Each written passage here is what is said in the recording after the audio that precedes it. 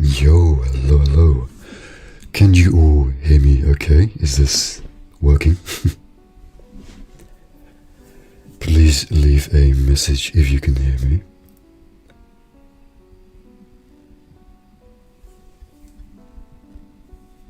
Seems we're doing alright. Okay, cool, cool.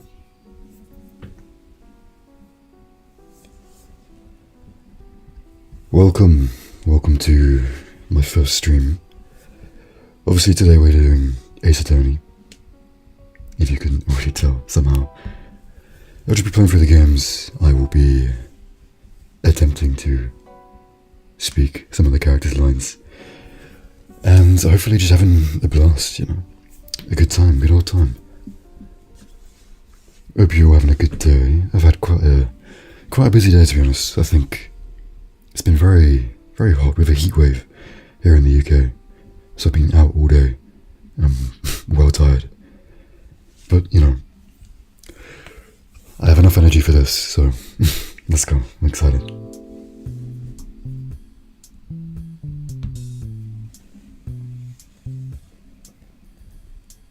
If there are any issues at any point, just let me know, because I, can't keep track of everything, so just tell me, and then I will address the issues. Let's get the game going. If I can figure out how this works.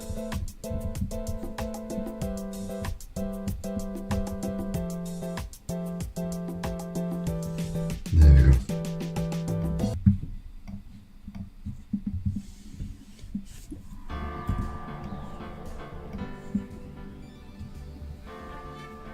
This should be working. Yeah, there we go. Shout out, by the way, to Judah, of course, Judissimo. He did the stream overlays for me with the stream starting, the be right back. He did the thumbnail as well. So many thanks to him, and obviously for modding today's stream, handy as well.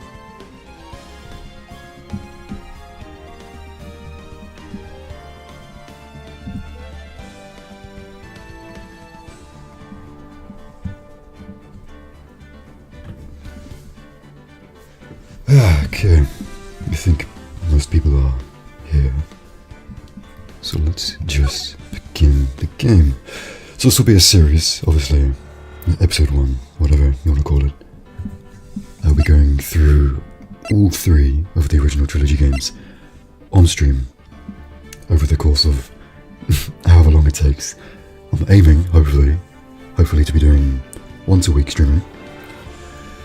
If not, then oh well. But yeah, hopefully once a week. Or once every fortnight, just to keep it kind of going.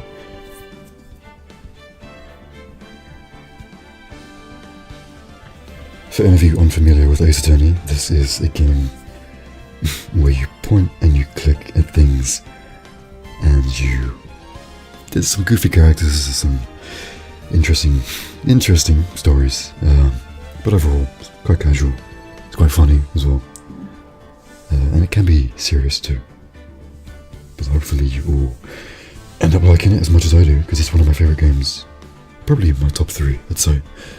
So I'm happy to be playing it. Literally had to buy this on Steam just for the streams, so it was worth it, definitely. Well, we'll see. Are you guys ready? Waiting on the signal from Judah or anyone. We're good to go.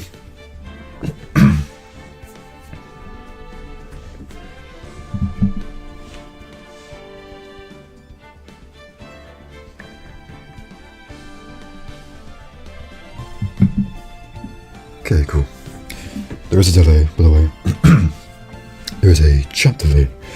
I think 10-15 seconds, so if I don't respond, well, I am responding in time, but you might not hear my response until like 10 seconds later. So I'm not ignoring you if I don't read your thing. It just comes a little bit later. Let us begin the game. Episode 1, the first turnabout. The tutorial. Let's see.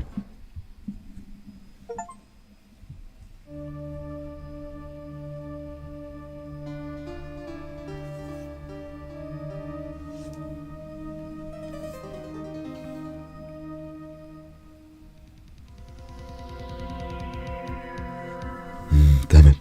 Why me? I can't get caught. Not like this. We'll lose this fella.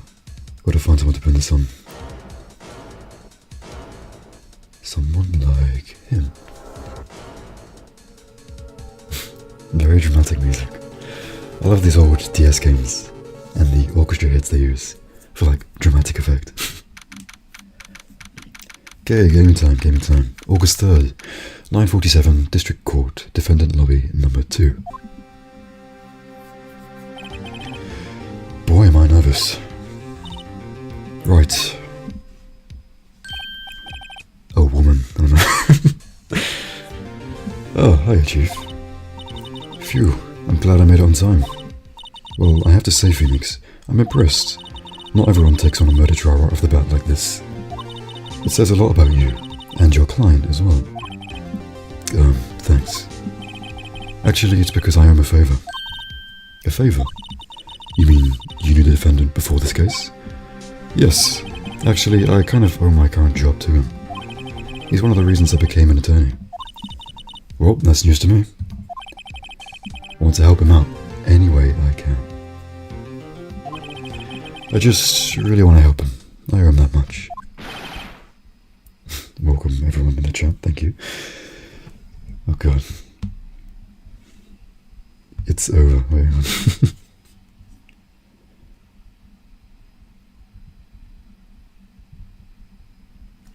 Okay, just checking audio. Yeah, it seems to be working, alright. Eli, I will pay you £5 to put on your woman voice. I don't have a woman voice.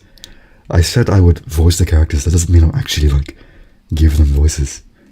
Okay, I can't. My vocal range is heavily restricted. I can do my own voice.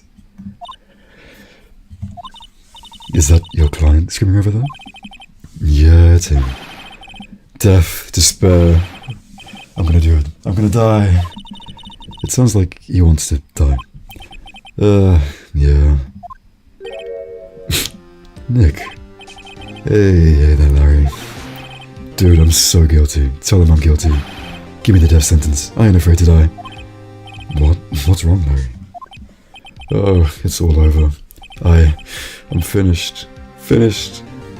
This guy is such a fucking character. I mean, it is. Take helium? No, I'm not gonna take helium. No. I can't live in a world without her. I can't. Who took her away from me, Nick? Who did this? Oh, Nick, you gotta tell me. Who took my baby away? The person responsible for your girlfriend's death. The newspapers say it was you. Well, that is unfortunate. My name is Phoenix Wright. Here's the story. My first case is a fairly simple one. Bud's be tripping, bro. A young woman was killed in her apartment. The guy they arrested was the unlucky sap dating her. Larry Butts, my best friend since grade school.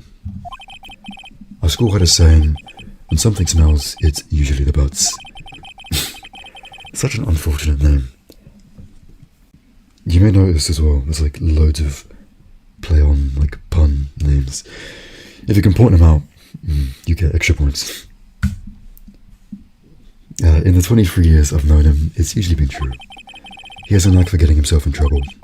One thing I can say though, it's usually not his fault, he just has terrible luck. But I know better than anyone that he's a good guy at heart. And that I am one, which is why I took the case to clear his name. And that's just what I'm going to do. Okay, let's not get our best friend done for murder. Court is now in session for the trial. Oh fuck, what's this voice gonna be? Can I do an old man voice? Court is now in session. No, I'm not doing that. Court is now in session for the trial of Mr. Larry Butts. How do I next? Yeah. The prosecution is ready, Your Honor. The defense is ready, Your Honor. Mr. Wright, this is your first trial, is it not? Yes, Your Honor. I'm a little nervous. Your conduct during this trial will decide the fate of your client. Murder is a serious charge. For your client's sake, I hope you can control your nerves. Thank you, Your Honor. Mr. Wright, given these circumstances, I think we should have a test to ascertain your readiness. This does not happen in real law, but sure. Yes, Your Honor. Gulp. And shaking, eyesight fading. The test will consist of a few simple questions. Answer them clearly and concisely. Please state the name of the defendant in this case. The defendant is Larry Butts. The defendant, well, that's Larry Butts, Your Honor. Correct. Right. Just keep your wits about you and you'll do fine. Next question. This is a murder trial. Tell me, what's the victim's name? I don't know. Phew, I know this one. I'm glad I read the case report over cover to cover so many times. It's... wait. Uh-oh. Yeah, you haven't told me yet. No way, I forgot. I'm drawing a total blank here. Phoenix, are you absolutely sure you're up to this? You don't even know the victim's name? Oh, the victim. Oh, of course, I know the victim's name. I, just forgot, temporarily. I think I feel a migraine coming on. Look, the victim's name is listed in the court record. Just press tab to open it. Okay. Let's hope this isn't a hotkey for OBS. Ooh, attorney's badge. No one will believe I was a defense attorney if I didn't carry this. Cindy's autopsy report. Time of death. 7:31, 4 p.m. to 5 p.m. Cause of death. Loss of blood due to blunt trauma. Profiles. Lovely. 23, 22. 52, man.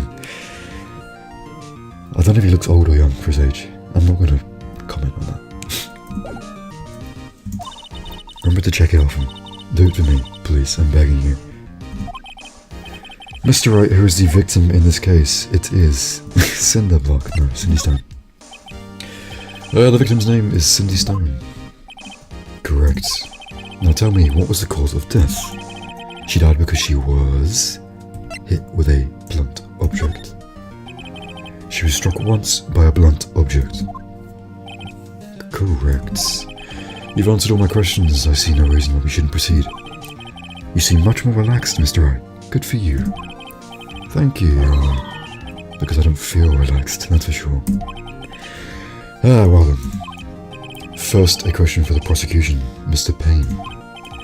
Yes, Your Honor. As Mr. Wright just told us, the victim was struck with a blunt object. Would you explain to the court just what that object was? The murder weapon was the statue of the thinker. It was found lying on the floor next to the victim. I see, the court accepts it into evidence. Statue added to the court record? It's rather heavy, okay. Right. Be sure to pay attention to any evidence added during the trial. Yes, of course. That evidence is the only ammunition you have in court. Use that? Yeah, no, shut up. Okay, Mr. Payne, the prosecution may call its first witness. The prosecution calls the defendant, Mr. Butts, to the stand. Chief, what do I do now? Pay attention. You don't want to miss any information that might help your client's case. You'll get your chance to respond to the prosecution later, so be ready. Let's just hope he doesn't say anything unfortunate. This could be bad, yeah.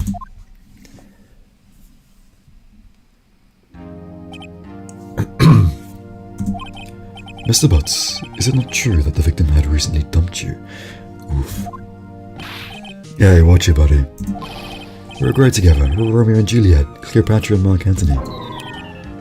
Didn't they all die? I wasn't dumped. She just wasn't taking my phone calls or seeing me. Ever. What's it to you anyway? Mr. Butts, what you describe is generally what we mean by dumped. In fact, she'd completely abandoned you and was seeing other men. Oof. That is unfortunate. She'd just returned from overseas with one of them the day before the murder. What do you mean, one of them? Lies, all of it. Lies. I don't believe a word of it. Your Honor, the victim's passport. According to this, she was in Paris. Ooh, oui, Paris. Until the day before she died. Passport added. The victim apparently arrived home from Paris on the 30th of July. Okay. And died the 31st, yeah. Indeed, she appears to have returned the day before the murder. Dude, no way. The victim was a model, but she did not have a large income. Yeah, being dumb sucks. Very true, very true. It appears she had several sugar daddies. Wow. No comment, I guess. Daddies, sugar.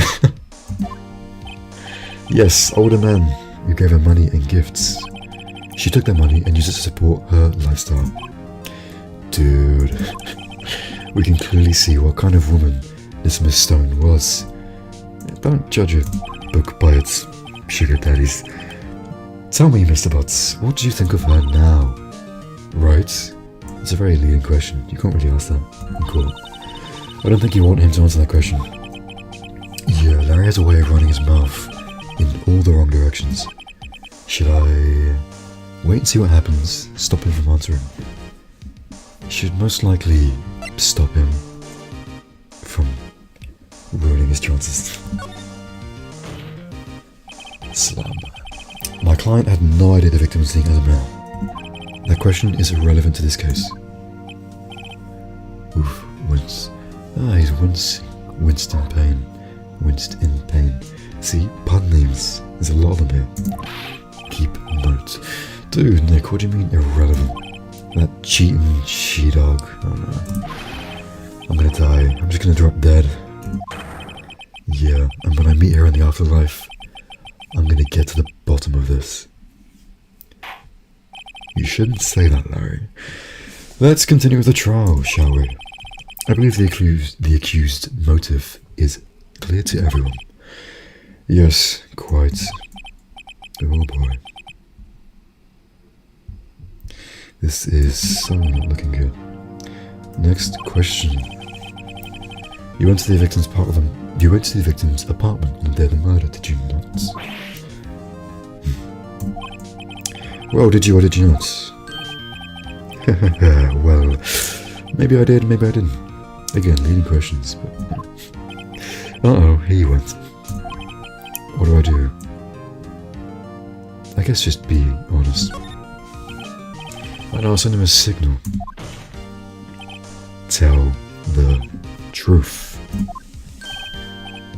Yeah, I will.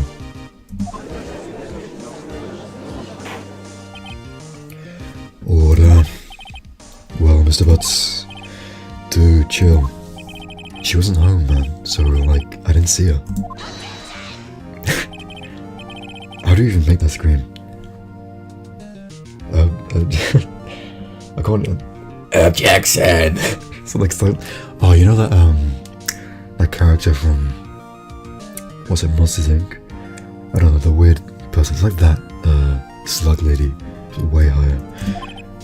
The defendant is lying. Lying? The prosecution would like to call a witness who can prove Mr. Butts is lying. Well, that simplifies matters. Who is your witness? The man who found the victim's body. Just before making the gruesome discovery, he saw the defendant fleeing the scene of the crime.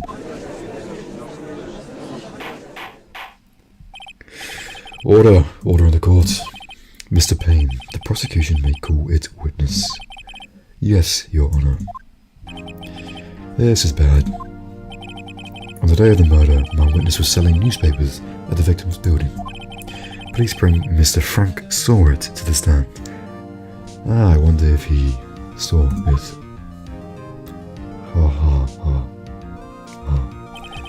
Mr. Sawyer, you sell newspaper subscriptions, is this correct? Oh yes, newspapers, yes. Mr. Sawyer, you may proceed with your testimony. Please tell the court what you saw on the day of the murder. Okay, let's see. I was going door to door selling subscriptions when I saw a man fleeing an apartment. I thought he must be in a hurry because he left the door half open behind him. Thinking it strange, I looked inside the apartment. Then I saw her lying there, a woman, not moving, dead. I quailed in fright and found myself unable to go inside. I thought to call the police immediately. However, the phone in her apartment wasn't working.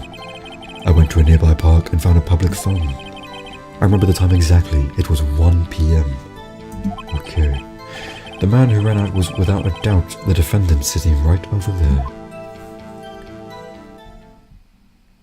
Yeah, I love all the names, you're right. Larry, why didn't you tell the truth?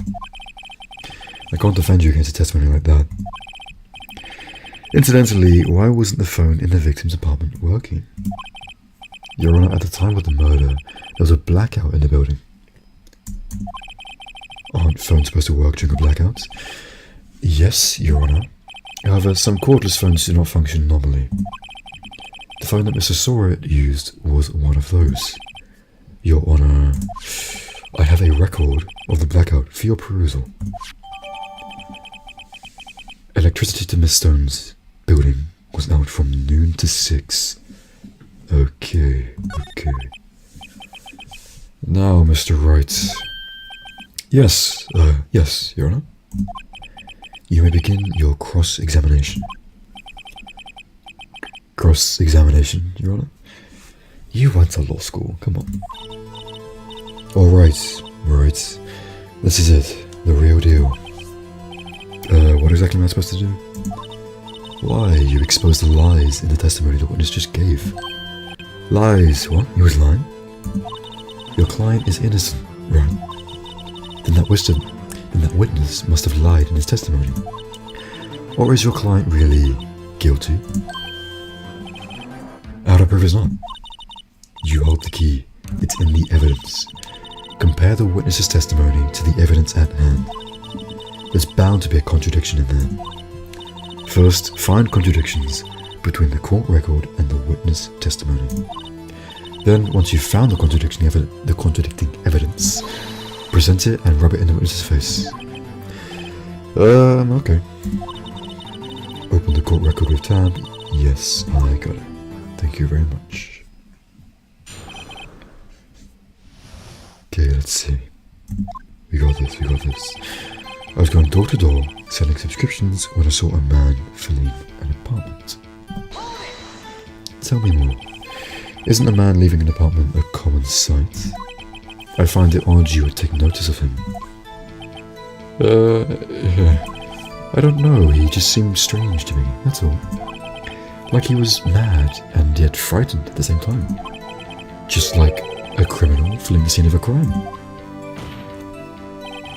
The defense requests that the witness refrain from conjecture. Of course, what the witness means is that the man he saw looked suspicious. So, what happened next? I thought he must be in a hurry because he left the door half open behind him. That is fair. Thinking it strange, I looked inside. Why are you peeping? What gave you the idea to do that? Well, the door was half open, you see. Isn't it only human to want to peek? We climb mountains because they are there. It's the same thing. Truer words have never been spoken. Anyone would look inside. Not really, but okay. Why did pain cut him off so quickly? So he looked into the apartment. What happened then? Then I saw her lying there, a woman, not moving, dead. Okay. I cried in fright and found myself unable to go inside. Okay. So you didn't touch anything in the apartment? Yes. I mean, no, nothing. Okay, what happened next? I thought to call the police immediately. However, the phone in her apartment wasn't working. How would you know this? Without going inside. The phone in her apartment wasn't working. Yes, no, it wasn't, right. But you said you didn't go into the apartment, or did you? Oh, that, I can explain that. There was a cordless phone on a shelf in the entranceway. I reached inside and tried using that to call.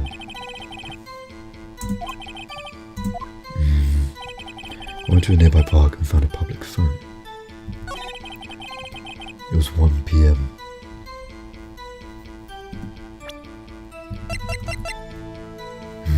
Yeah, that's fair.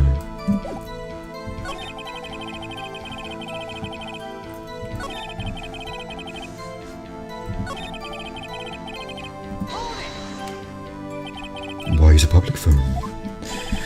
Well, you see, I don't have a cell phone. And being the middle of the afternoon, there was nobody to answer at the nearby apartments. Right, what time did you call again? And then he says it's 1. Okay, I'm gonna press this anyway. 1 p.m, are you certain? Yes, absolutely. He seems really confident. 1 p.m. Right, doesn't that seem strange to you? Present some evidence to contradict him.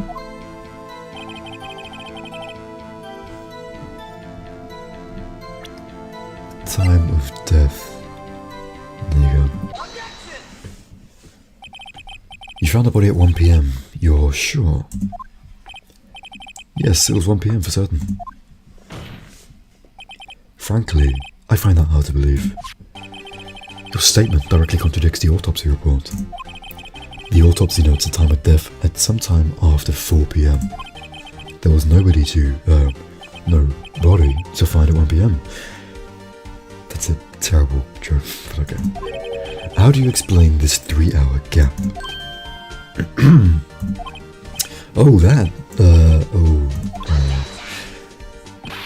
This is trivial. The witness merely forgot the time. After his testimony, I find that hard to believe. Mr. Sorrett, why were you so certain that you found the body at 1 p.m? Gee, that's a really good question. Great job, bro. Way to put him on the spot. That's all we have to do. Point out contradictions. Lies always beget more lies. See through one and their whole story falls apart. Wait, I remember now. Would you care to give your testimony again? Okay, revise the testimony. Sure. You see, when I found the body, I heard the time. You heard the time? There's a voice saying the time was probably coming from the television. Oh, but it was 3 hours off, wasn't it? I guess the victim must have been watching a video of a taped program. That's why I thought it was 1 PM. Terribly sorry about the misunderstanding. Well, I can already see the TV wouldn't be working because there's no power. So I can already see. Right, you know what to do. I do, yeah. I've got this one.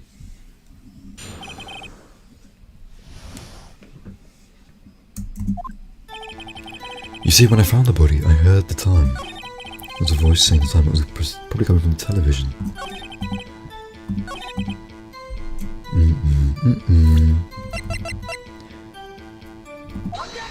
Objection.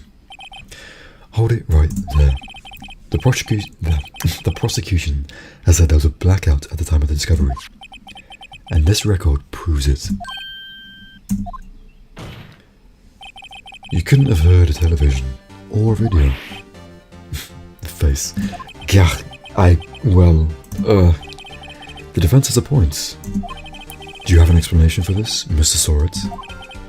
No, I find it quite puzzling myself, quite. Wait, I remember now. Mr. Soret, the court would prefer to hear an accurate testimony from the very beginning. These constant corrections are harming your credibility. That, and you seem rather distraught. You could see his hair fly off.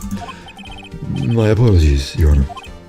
It must have been the shock of finding the body. Very well, Mr. Soret.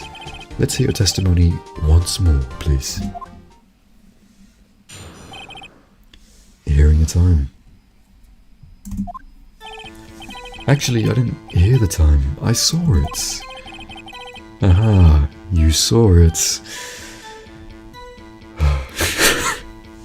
There was a table clock in the apartment, wasn't there? Yeah, the murder weapon. The killer used it to hit the victim. The murder weapon? That must have been what I saw. You saw a clock? I guess that would explain it. The defense may cross-examine the witness. Gladly.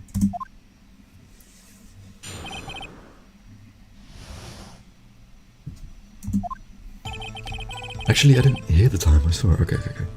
You didn't hear it. You saw it. There's a table clock. Was there a table clock? You said there was the murder weapon. The murder weapon was a statue. Right? It's a statue. Wait just a moment. The murder weapon wasn't a clock. It was a statue. Now, how is this supposed to be a clock? You with your objections and your evidence. Just who do you think you are? Just answer the question, Mr. Soren. Hey, I saw it there, okay? That's a clock. Your Honor, if I may. Yes, Mr. Bain. As the witness stated, the statue is indeed a clock. The neck is a switch. You just tilt it, and it says the time out loud. As it doesn't look like a clock, I submitted it as a statue. My apologies. This is a punishable offense, but okay. I see. So the murder weapon was a table clock after all. Good music. Well, Mr. Wright, it appears that the witness's testimony was correct. This is a clock. Do you have any problems? Testimony now. Yes. How does he know? How did he hear it? Your Honor, there is a gaping hole in the witness's testimony.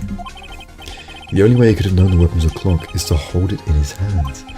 Yet the witness testified that he never entered the apartment. Clearly a contradiction. Indeed. The witness knew it was a clock because he went into the apartment. Yeah.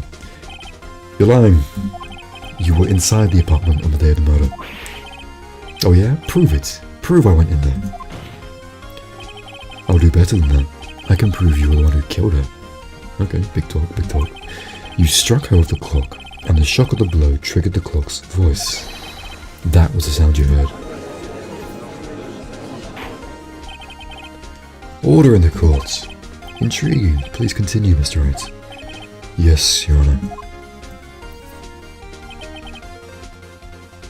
Hey look, it's him, he did it. Ooh. Mr. Soritz, the sound must have left quite an impression on you. Understandable, since the murder weapon just spoke as you hit the victim. That voice was burned into your mind. That's why you were so certain about the time. What's the meaning of this? This is all baseless conjecture. Baseless? Just look at the witness's face. Yeah, look at his face. Would the witness care to elaborate? Did you strike the victim with the clock? That day. I never... Look, the clock. I heard, no, I mean, I saw. Bruh. Shut up. I hate you. It was him, I tell you. I saw him. He killed her, and he should burn. Give him that, damn, jeez. Relax, my guy, relax. Order in the court, I say. Your Honor, a moment please. There isn't a shred of evidence supporting the defense's claims. Mr. Wright, Your Honor, you claim the sound the witness heard came from the clock. Do you have any evidence? I mean, no, but maybe. It's definitely this clock. Oh yeah, just sound the clock. It's clear if you simply try sounding the clock. Yes. Let's sound the clock here. Right now in this courtroom. Your Honor, may I have the clock? I ask the court to listen very carefully. I think it's 8:25. That certainly is a strange waiting at a time. Well, he is the thinker, after all. So, we've heard the clock. What are your conclusions, Mr. Wright? Mr. Payne, can you tell me what time it is now? It's 11:25. Okay, time difference. As you can see, this clock is exactly 3 hours slow. Precisely the discrepancy between what Mr. Sorit heard and the actual time of death. So, Mr. Sorit, try and talk your way out of this one.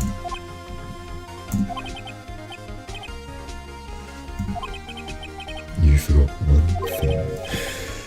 Uh-oh, what's he talking about now? Well, it may seem like that clock is running 3 hours slow. It proves nothing. How do you know it was running 3 hours slow on the day of the murder? If you can't prove that, you don't have a case. Oh, they hate the Japanese legal system. He's right. I'm not supposed to prove that. Damn it, I was so close. Mr. Wright? It seems you lack the critical evidence to support your claim. Yes, Your Honor. This means I cannot let you indict the witness. Unfortunately, this ends the cross-examination of Mr. Frank Sorit. Damn. I come all the way down here to testify, and look what happens. Now put your hair back on. You lawyers are all slime. Bro. Sorry, Larry, I failed you. There's nothing I can do about it now. Oh, not so fast, Mr. Sorit. Dramatic sound effects. Chief. Listen up, Wright. Don't throw this one away. Not like this. Think. But, Chief, it's over. I can't prove the clock was slow the day of the murder. Nobody can prove that. Well, yes. But it doesn't mean you can't still win. Try thinking out of the box. Don't waste time doubting the facts. Assume the clock was 3 hours slow and think through it. Ask yourself, why was the clock 3 hours slow? Figure out the reason and you'll have your proof. Right? Can you think of a reason as to why the clock would be 3 hours slow? Let me see.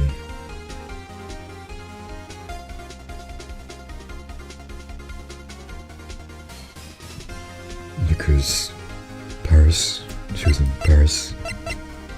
Yes, I guess. Paris? Yes? No? Wait, maybe I can prove it. You must have evidence somewhere that can prove it, right? Find it and let them have it. Well, Mr. Wright, you say the clock was already running slow on the day of the murder. Have you found evidence to support this claim? Of course. There is a piece of evidence in the court record that can prove my claim beyond a doubt. Tough words. Let's see you pull this one off. Let's see this evidence that proves why the clock was running slow.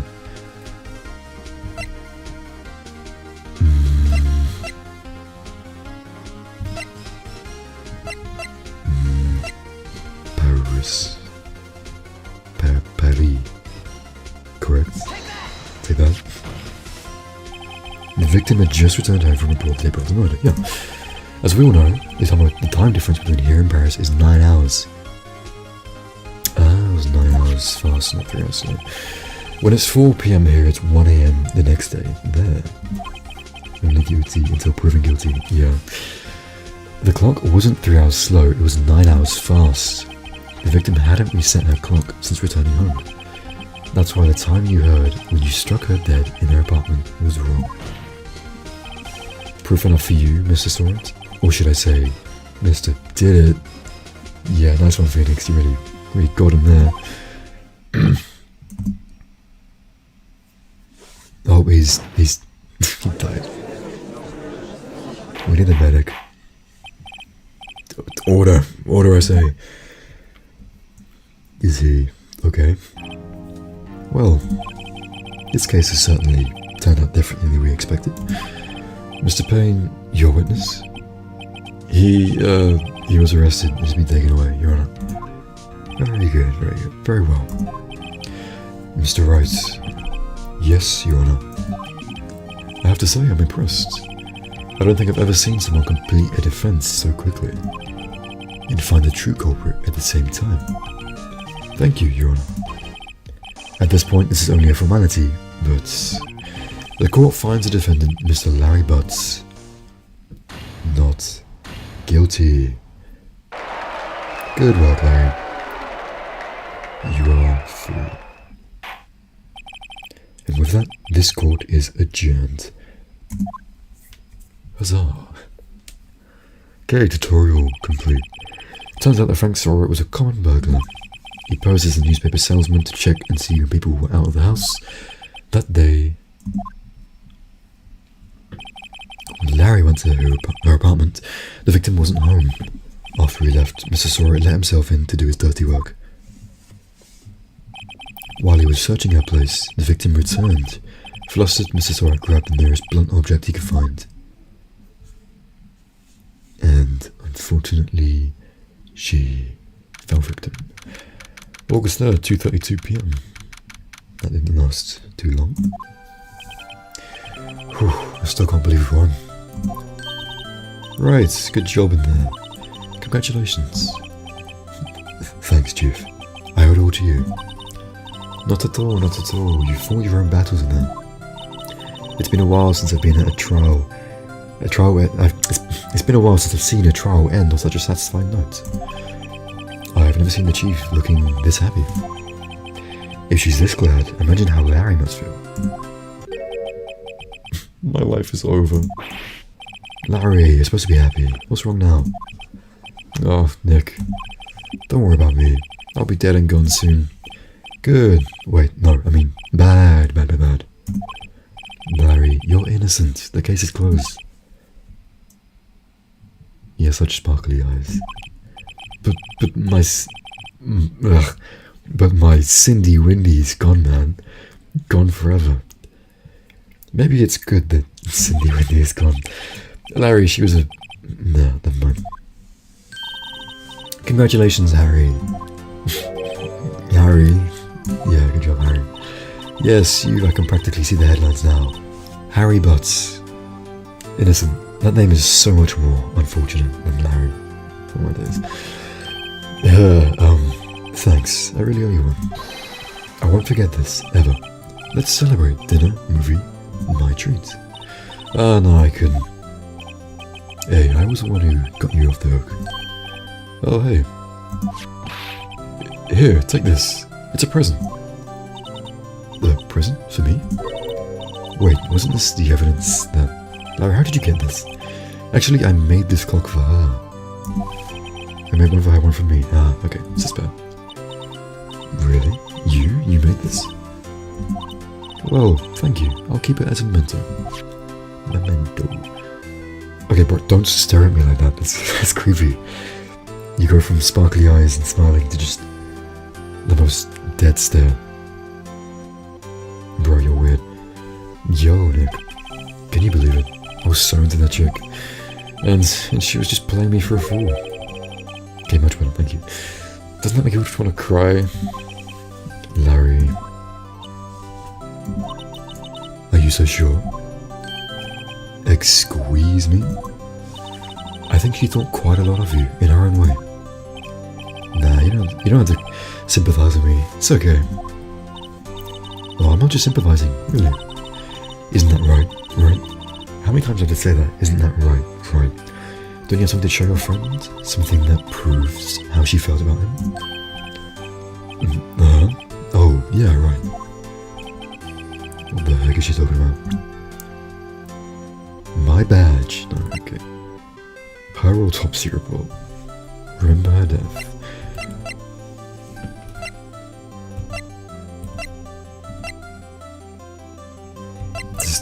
The statue, she kept your statue, I guess. You're right. Check this out, Larry. Proof positive you weren't just some chump to her. What about the clock? This is the clock you made for her, Larry. And she took it with her when she travelled. Ah, yeah. Yeah, whatever, she probably just needed the clock, that's all. You think so? It's a pretty heavy clock to take travelling. Well, make of it what you will. Hey, Nick. I'm glad I asked you to be my lawyer. Really, I am. Thanks. Hope that made him feel a little better. Right? I hope you see the importance of evidence now. Also, hopefully you realise things change depending on how you look at them. People too. We never really know if our clients are guilty or innocent. All we can do is believe in them. And in order to believe in them, you have to believe in yourself. Right? Listen, learn, grow strong. Never let go of what you believe in. Never. Thank you, Mia. Thank you. Well, I think our work here is done. Shall we be off? Yeah, I guess so. Say, how about dinner? On me. We'll drink a toast to innocent butts. Yeah, sure. Oh, speaking of Larry, you were saying part of why I became a lawyer was because of him. Yeah, part, at least. You want to tell me more about it sometime? Maybe over drinks? How sweet. And so my first trial came to a close. Larry slapped me on the back and said, "Gee, Nick, it's good to have friends. But I'm pretty sure he's not going to pay us. Unless you count the clock he gave me." Yeah, that's not... Okay, well. I didn't know it then, but that clock was soon going to be at the centre of another incident. And my promise to tell the chief about me and Larry would be one promise that I wouldn't be able to keep. Uh-oh. The end. Episode 1 complete. Brand new episode's been added. Thank you. Okay, how do I pause? This is paused. Hopefully. Yes, paused. No. Okay, yes. Alright, cool, paused. I am going to have a quick break, get some water, and I will see you all in maybe like 3-4 minutes. Really won't take long. Just gonna get some water, come back. Maybe, tutorial done now, so maybe I will try some dumb sparse voices for the next case. We probably won't be able to finish it. Obviously, they're going to get longer and longer. But for the time being, I will just get some water, come back, and I will see you all then.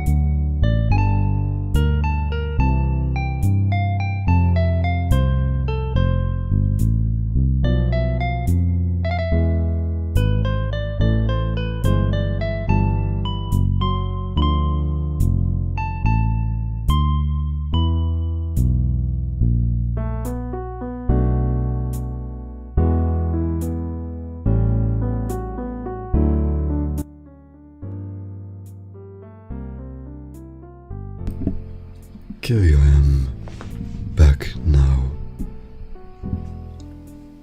I think my microphone was a bit too close to me, so maybe I was booming a bit. Hopefully, this should be okay. Let me just do a test really quickly.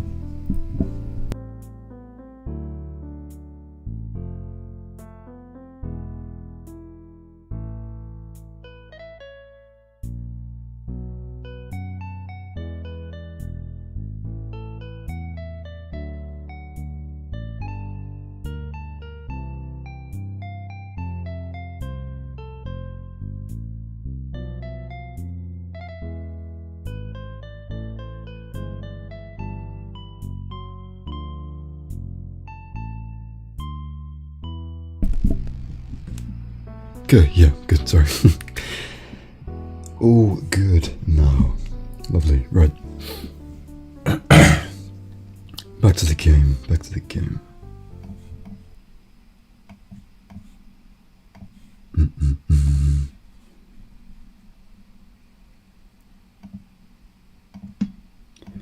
Okay, tutorial done. So that is a handy, boring bit out of the way. Now we can actually get to some story.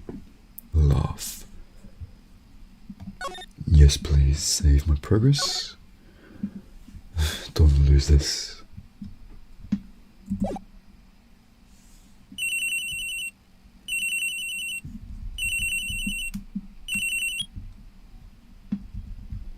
Phone call. Hello, this is Maya. Oh, Maya.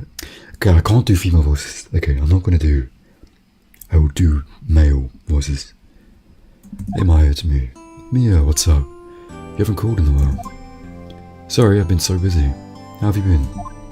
Well, lonely, and it's all your fault. Nah, I'm just teasing. I've been great. I'm finally getting used to having my own place. That's good to hear. Actually, I'm calling because I have a favour to ask. I know. You want me to hold evidence for you? Sharp as always. There's a lot of buzz around the upcoming trial. I just don't feel safe keeping the evidence here. I gotcha, so what is it this time? It's a clock. A clock?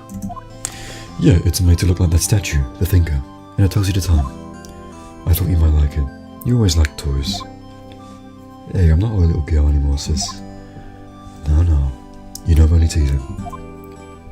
I should probably tell you, the clock isn't talking right now. Yeah, it's not working? That's lame.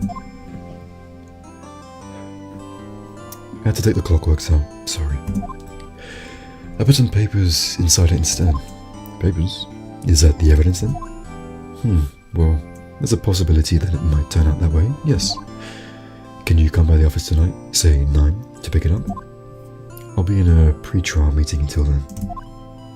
Okay, sis, but I expect dinner, something good. Like burgers. Can really go for a good burger. Okay. We'll hit the usual joint. Alright, it's the door. Okay, sis. See you soon. Yep, I'll be waiting. Maya. And that is my best female impression. I cannot do anything higher. Conversation recorded September 5th, 9:27 AM. Recorded, you say?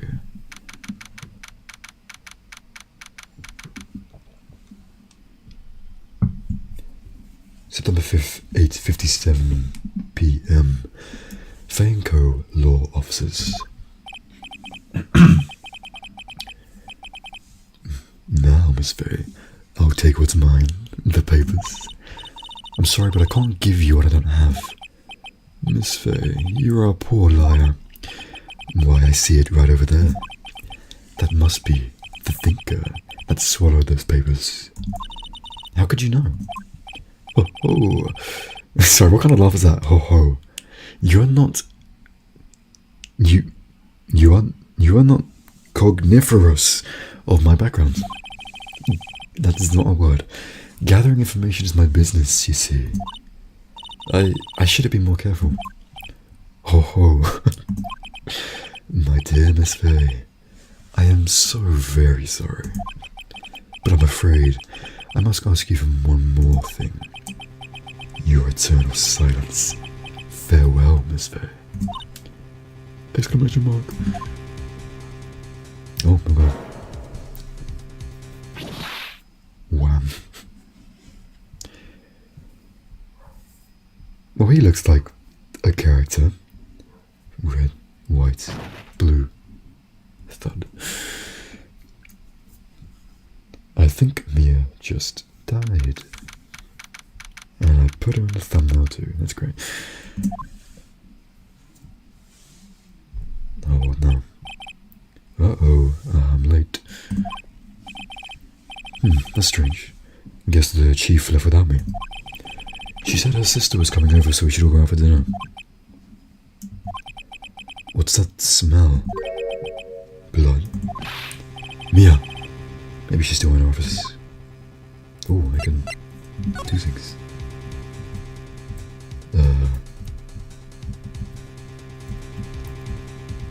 Examine the plant. Okay, fine. Let's go. Yo, Matty, hi. Good to see you. That smell. Blood. Sob. Sis. Someone's there. She did. Oh god, she did. Chief? That sounds like the snake. Snake. The chief is dead. What a pity. Oh, hello. Who are you? Sorry, I should be nice at you. Who are you? Oh, she's fainted. Okay. The strange girl dropped out cold. I left her lying on the office sofa. I went back to the chief where she lay under the window. Her body was still warm. I could feel it when I held her shoulder. Then, all too quickly, it began to fade. Until finally she was cold. Appreciate it, Matty, thank you. Matty boy, thank you. Chief. Oh god. The music, love it. Examine. Chief. It's hard seeing her like this, but if there are any clues here, she was struck on the head with a blunt object. She probably died instantly. At least it was quick. The thinker lying next to her must have been the murder weapon. Again. Oh, again, yeah. There were some glass shards in the chief's body. Must be pieces of the glass light stand lying broken in the back of the room. Broken beyond all recognition. Okay. Nothing else seems like a clue here. A piece of paper. It must have fallen from Mia's hand. What could it be? I'll have this. Oh, what is written in blood on this scrap of paper? Maya. Did Mia write this? This piece of paper is a receipt from a department store, dated yesterday. Receipt added to the court record. I think that's enough snooping around for now. I better call the police. Yeah, you better. And find out what that girl was doing here. Is there nothing else? There's a large building right across from the office. The Gatewater Hotel, a nice, luxurious place. Okay. Chair over here. Chief's chair. Simple functional design. Feels pretty good to sit in too. Why is that important? Slide, what's that? Yes, phone the police. Right, I better call the police. That's funny. A few of the screws on the receiver are missing. Looks like someone was halfway through taking it apart. Police? Please, come quick. What was that? Someone's screaming from outside the window. does everyone have pink hair? She's staring right at me. That's not good. She's holding a phone in her hand. What do I do about this? Hello? Do I just leave? Let's just try leave, I guess. That girl just now. Where'd she go? I put her right there on the sofa.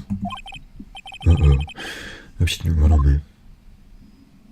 Oh, there you go. Yipes. Don't scare me like that. Excuse me, but who are you? It's okay, I work there. Maya. How to do it? Maya Faye. Maya Faye? Maya. So Mia is writing this girl's name. Maybe I should show her the receipt? You probably shouldn't. Okay, well, sure, we will. Talk to me first. What happens? What's up? She seems to be in shock. I don't want to disturb her, but I have to know. Excuse me? Can you tell me what happened? I came in.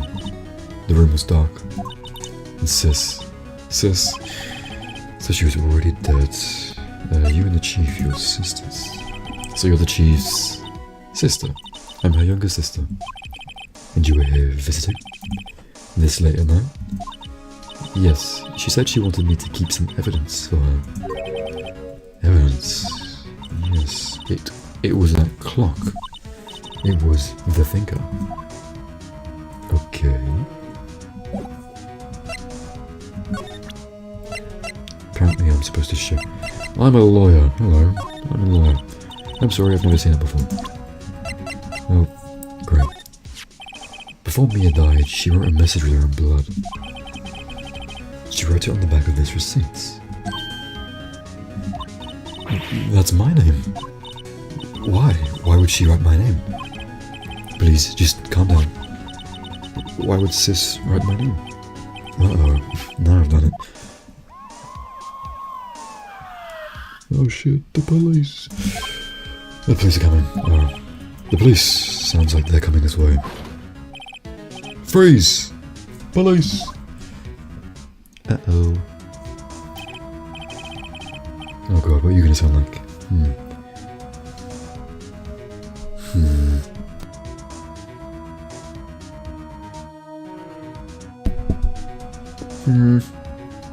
Alright, I'm Detective Dick Gumshoe, see?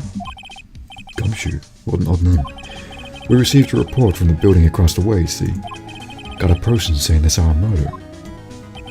It must have been that woman I saw. Don't ask why he's American. Anyway, I don't want either of you moving 1 inch, okay? Great, just great. Maya, wait, she wouldn't have... Nah. Whoa! Excuse me. Eek. This word Maya here. I can't do this place.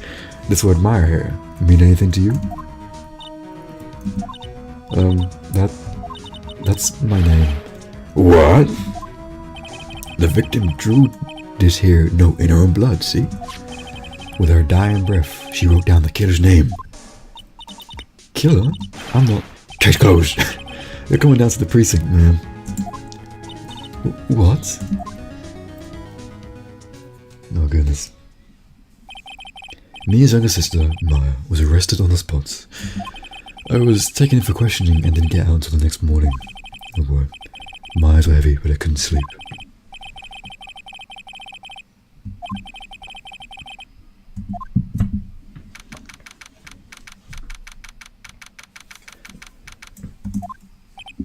Wow, they have poor Maya locked up like a criminal.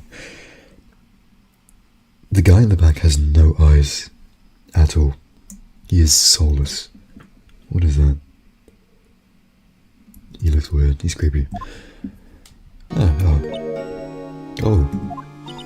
It's you, the lawyer. Good morning. Good morning. She looks so tired.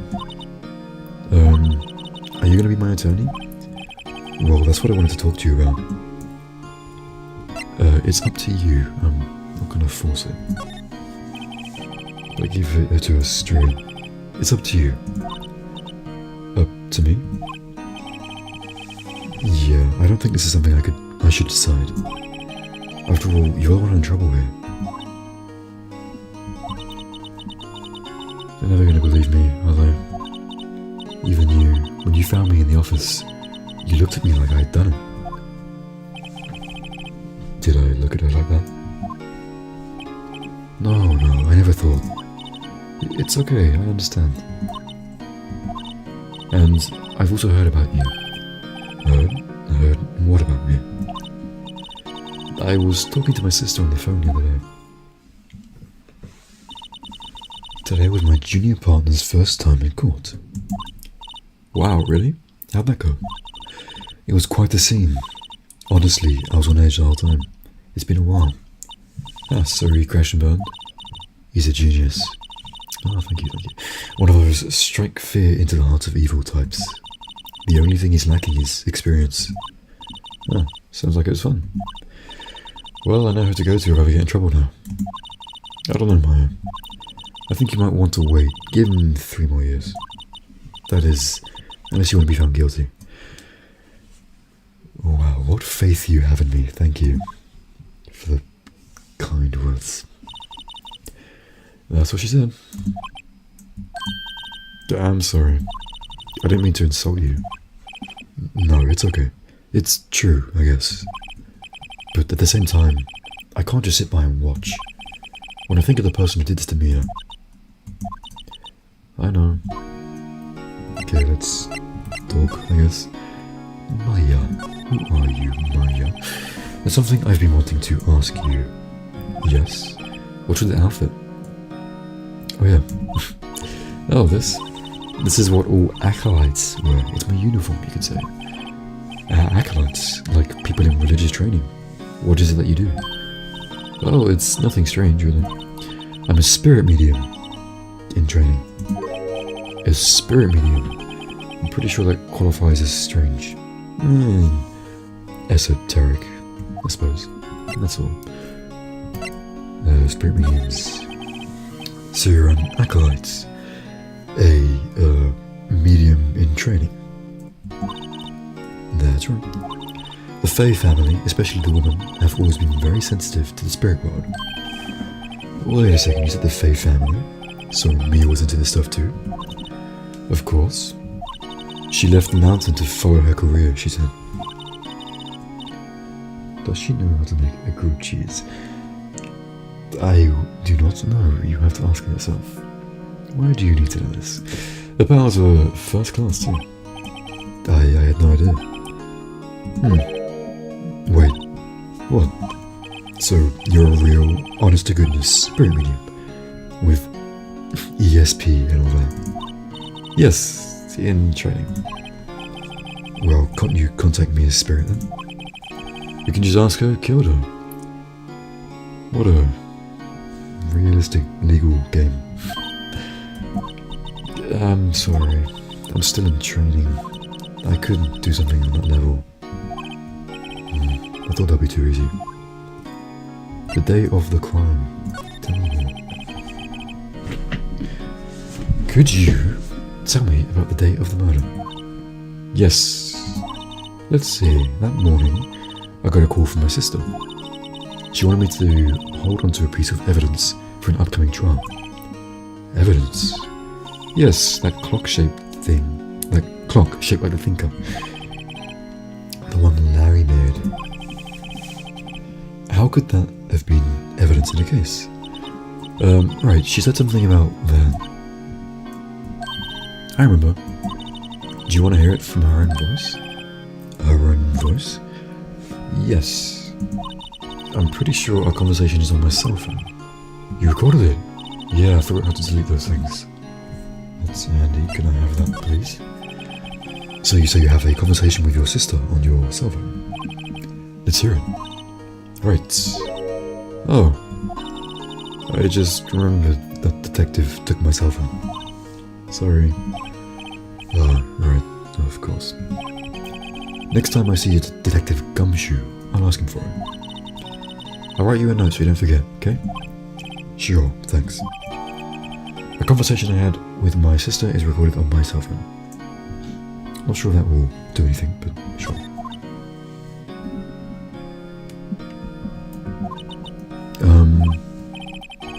Something the matter?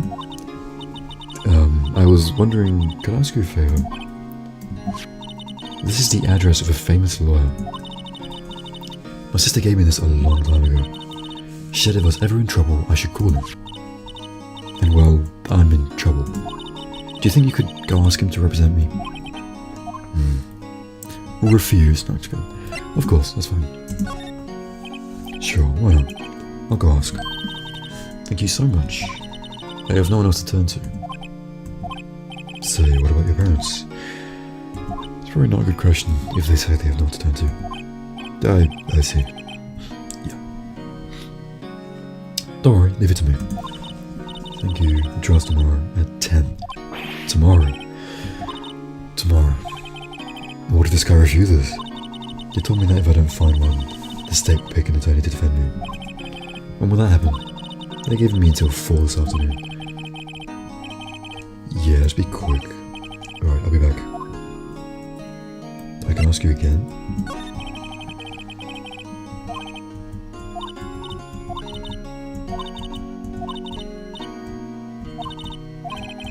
Yeah, I've already said this. You...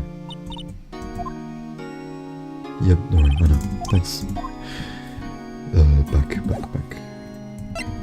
Move.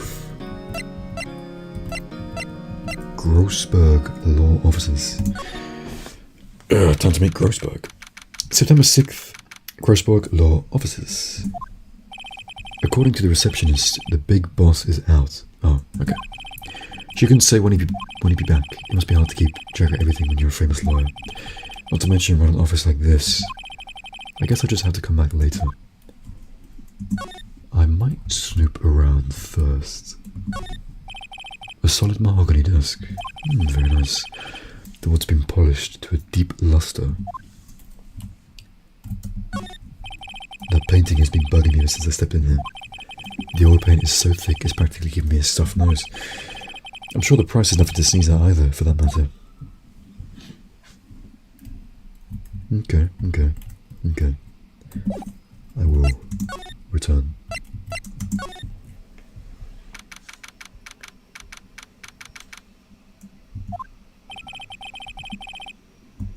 Oh, this policeman. Right, yeah. Hey, you there. This is a crime scene, pal. No trespassing. Oh wait, American. Shit. Sorry, don't I know you from somewhere? Wait, you're that Butts guy, aren't you? No, Phoenix Wright. How could anyone mistake me for Larry? I guess I got the wrong name, Mr. Wright. Sorry about that. That Butts guy, he was a killer. And you're no killer, right? He was proven innocent. I need to just find a voice and stick with it. Because I keep changing his name. Detective Gumshoe, Detective Suede Shoes, Detective Gumtree. I will be polite and give you your actual name. Gumshoe, wasn't it? Dick Gumshoe? Right, at your service. Hang on, that's Detective Gumshoe to you, pal. Anyway, get the name right. I did. And don't go calling me Dick. Hey Dick, get over here. Yes, sir. Be right there. You are a pushover. You're a lawyer, right, pal? If you got business here, you better do it quick. Whew, he thinks I'm a nice lawyer. I need her phone, please. Mia, about Miss Foe. Did you do an autopsy? You want to know the results, eh? Now don't you look at me like that, pal. It's no use. She might have been your boss, but that doesn't mean you can get any special treatment. I can't stick to a bloody voice. I can't. I need something that I like, that suits him. Let me think.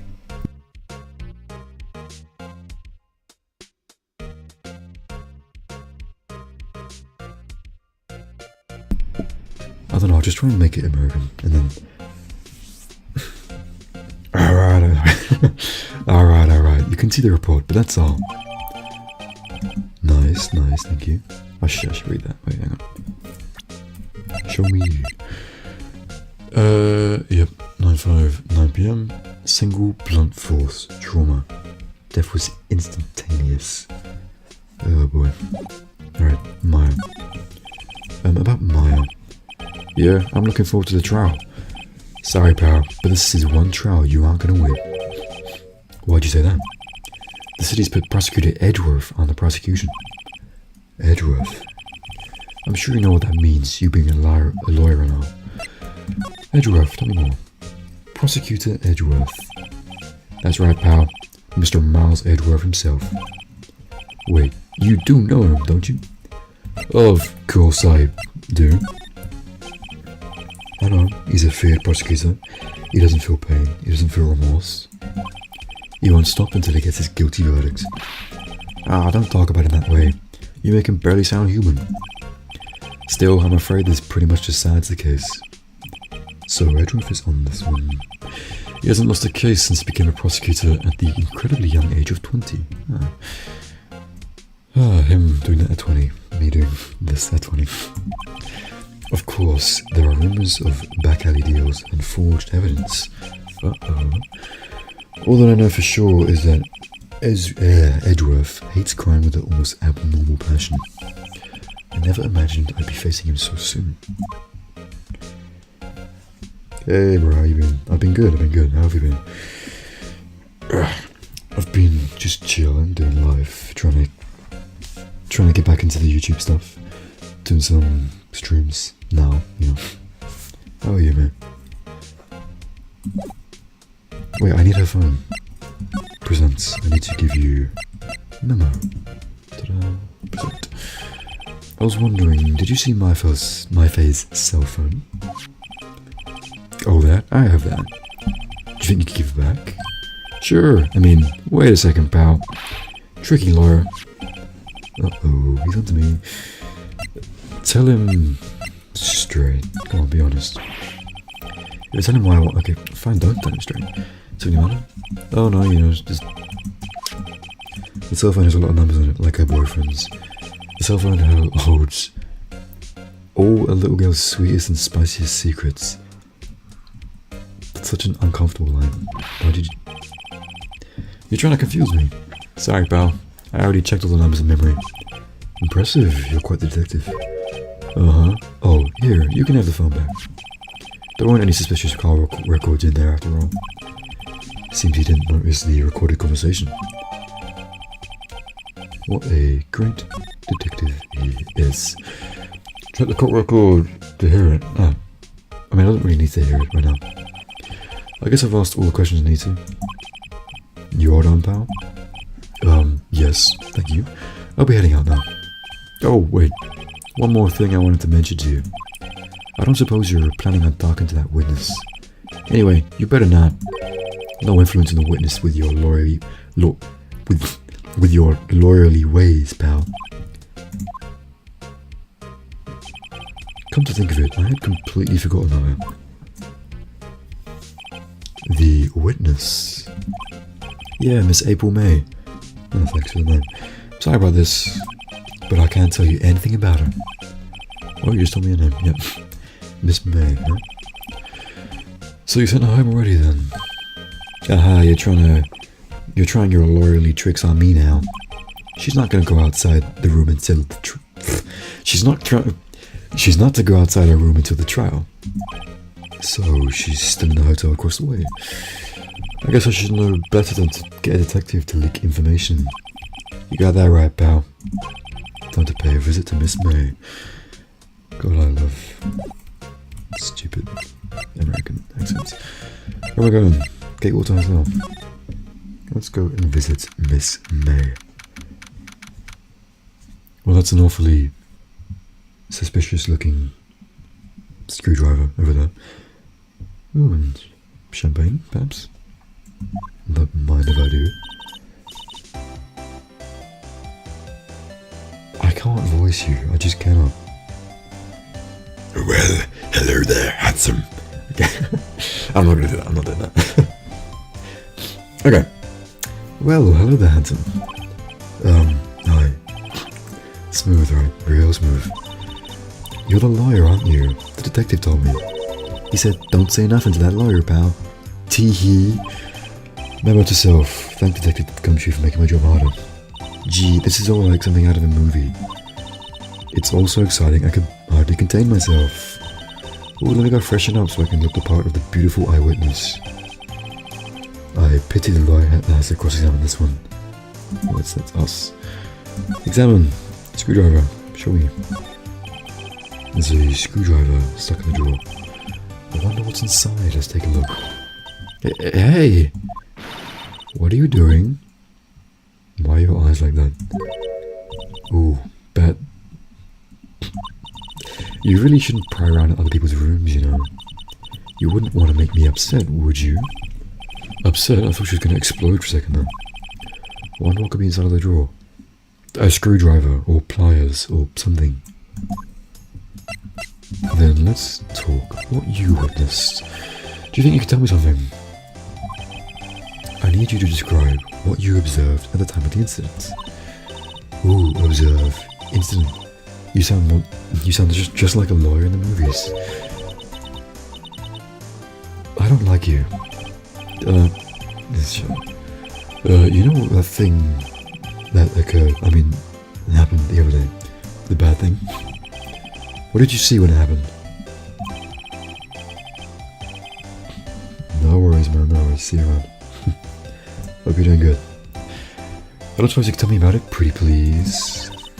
Let me see. Well, dream on. If you want to know, you will just have to come to court tomorrow, Mr. Lawyer. Oh boy.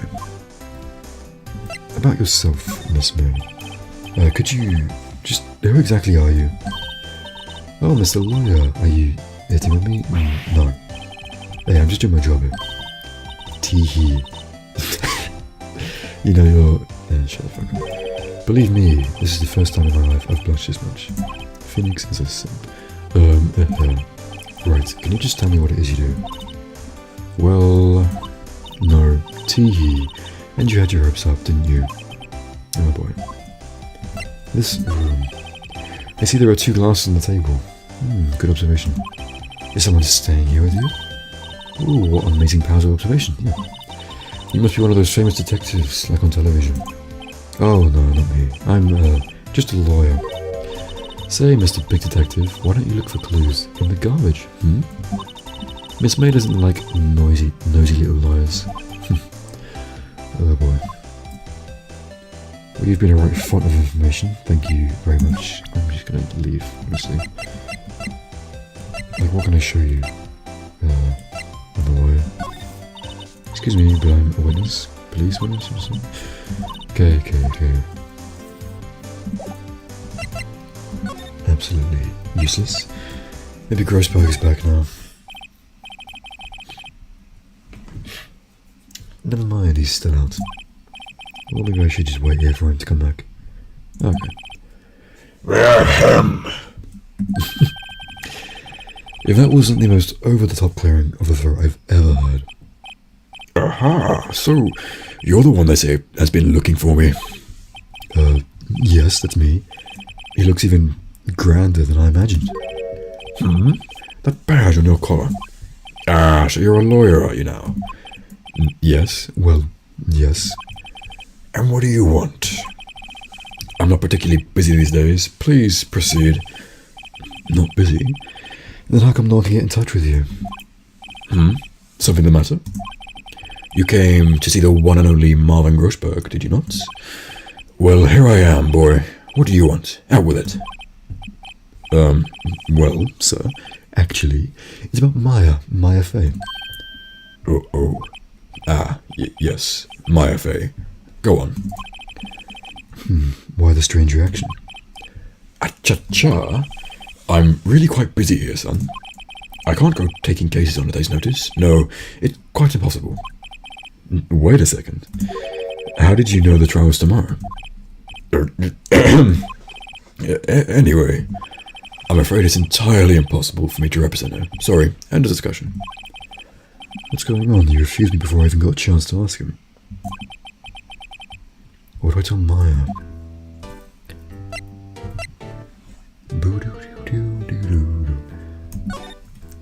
Your refusal, you little punk. What are you saying now? How can you just refuse like that? Please, tell me why you want to take the case.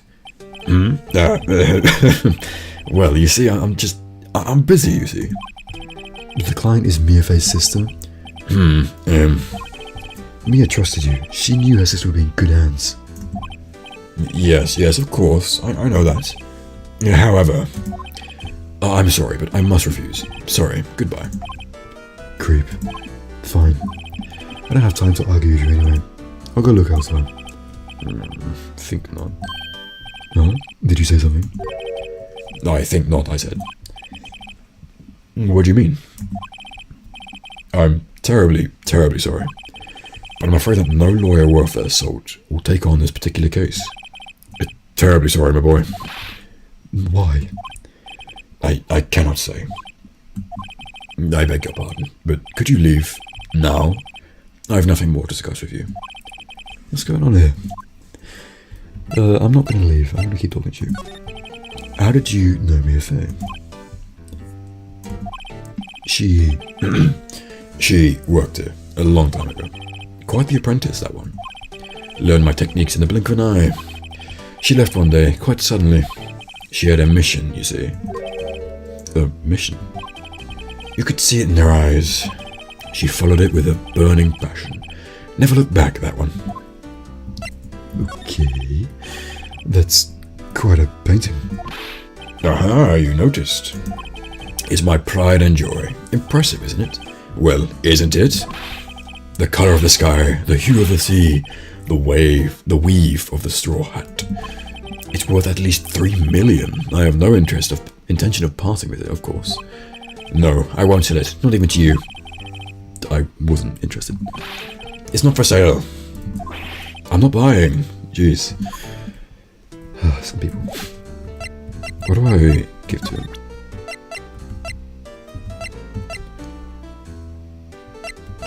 Autopsy? Very sorry, but I have nothing to say regarding this matter. Phone? Ready? Okay, shut up. Note? Nope. Glass? Nope. Clock? Nope. Badge? Nope. Okie dokie. That's pretty much it. Just show him everything and hope.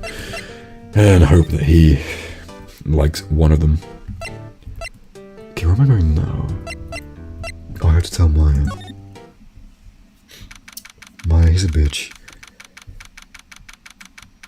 He ain't gonna take it. He's a bitch. Sorry. Oh, you're back. Did you find the lawyer? Well, what do I tell her?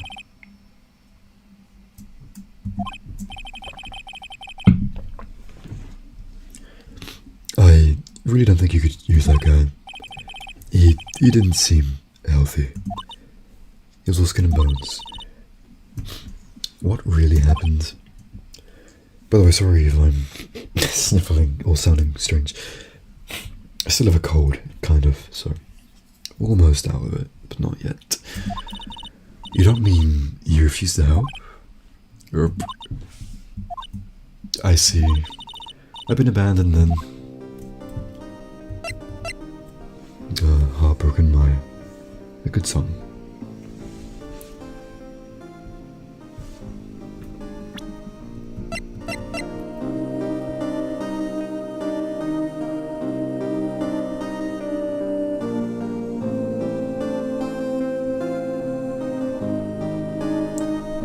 It's a nice one, yeah. Let me save as well. Make sure I keep saving, just in case something goes horribly wrong. Let's talk. Your family. What about your family? I only had my sister. My father died when I was very young, and I don't know where my mother is. Don't know if she could still be alive. You shouldn't really be asking this, but okay. The women in my family have been mediums for generations. They say a lot of spiritual power runs in our blood. About 15 years ago, our family was involved in an incident. There was a man in here.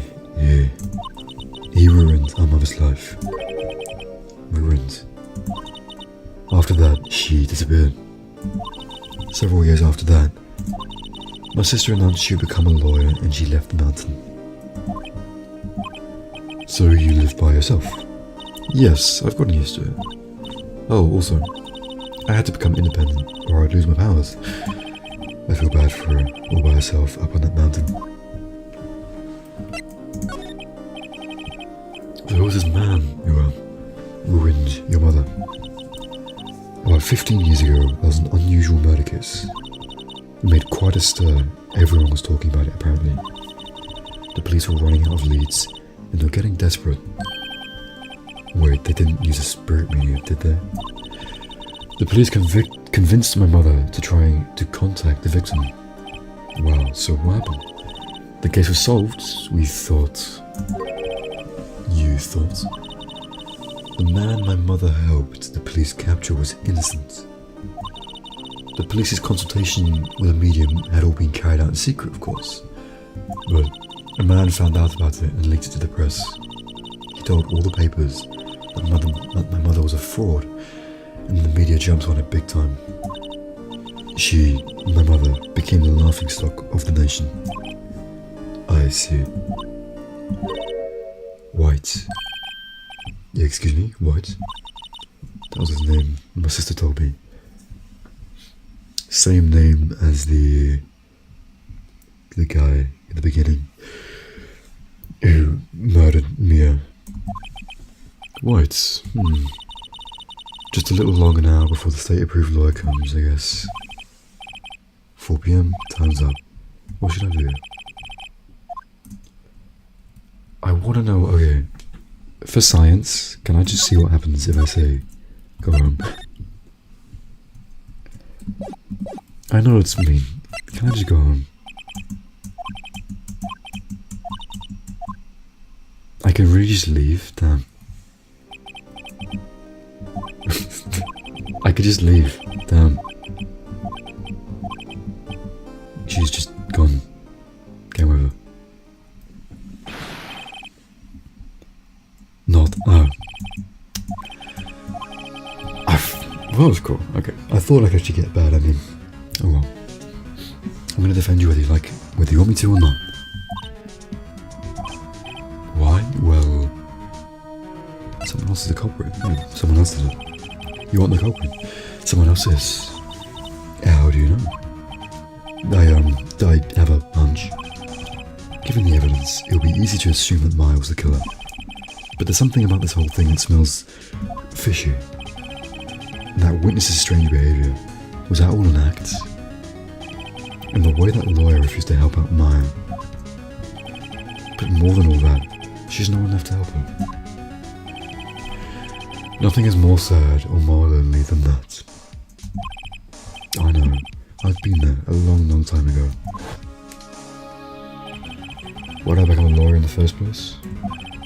Because someone has to look after the people who have no one on their side. Maya, I won't abandon you. You can count on me. It's so kind of you. Sniff.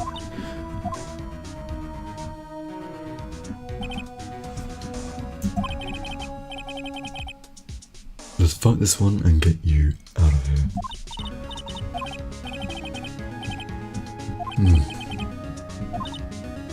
You are innocent, right?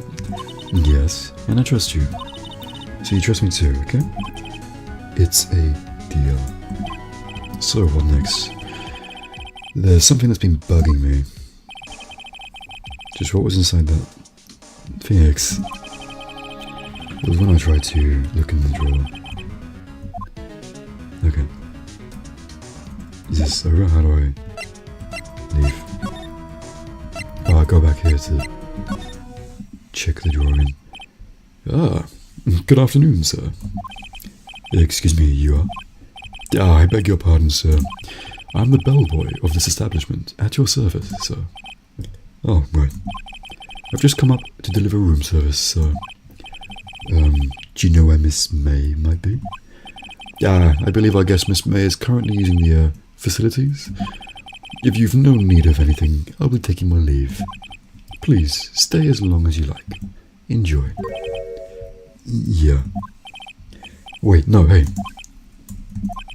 Why does it seem like every time I come here, I end up embarrassing myself? Wait, now's my chance to snoop around. Yes.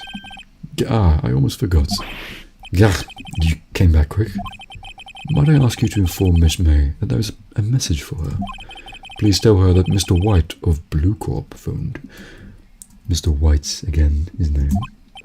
Oh, right, sure. Mr. White of Blue Corp. Where have I heard that name? White, yeah.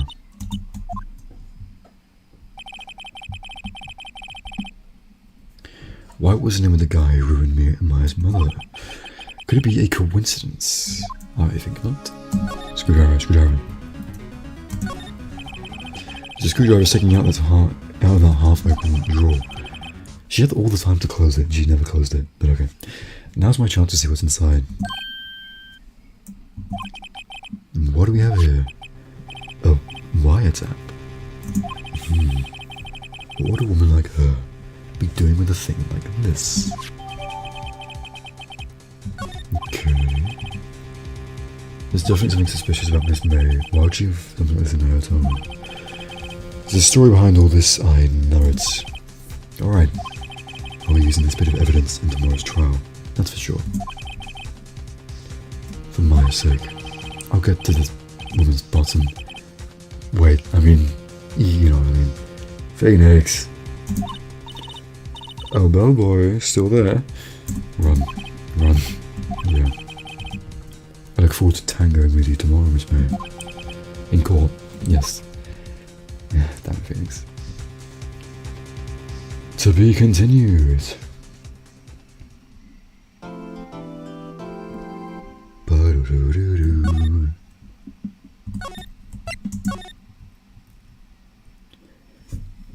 Okay, guys. Gonna get some more water. Again, take a 5-minute break. Just because my voice gets very worn out very easily. Just take a quick 5-minute water break and then I will be back with more stupid aesthetic. Oh, see you soon.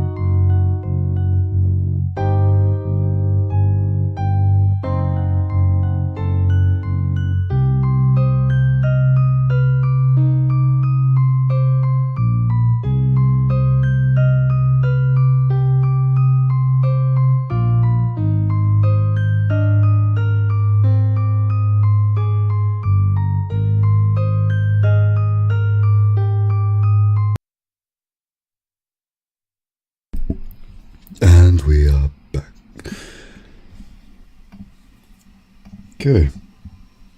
I did save, right? Yeah. Cool. Just so you know, obviously, having a voice like mine can be lovely, yes, but I don't talk a lot, and so my voice kind of dies out over time. I have to drink water, bring it back, and then I can continue. Also, I have breathing troubles, so apologies if I sometimes run out of breath and I have to speak again. Like, I don't know. The way I speak is weird, but, you understand. Also, I had a thought. For Gumshoe, I'm going to change it. I so hate his voice. I'm going to change it and just make it something British that I can do. There are some characters in the future that I know like would benefit from a goofy American accent. Gumshoe just needs a normal voice, I think. So I'll just give him that. Yeah.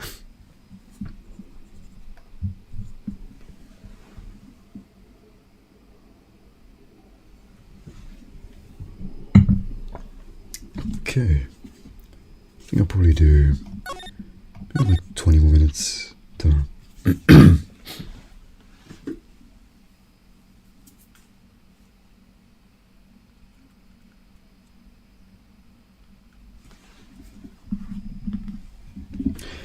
Right, how do I... There we go.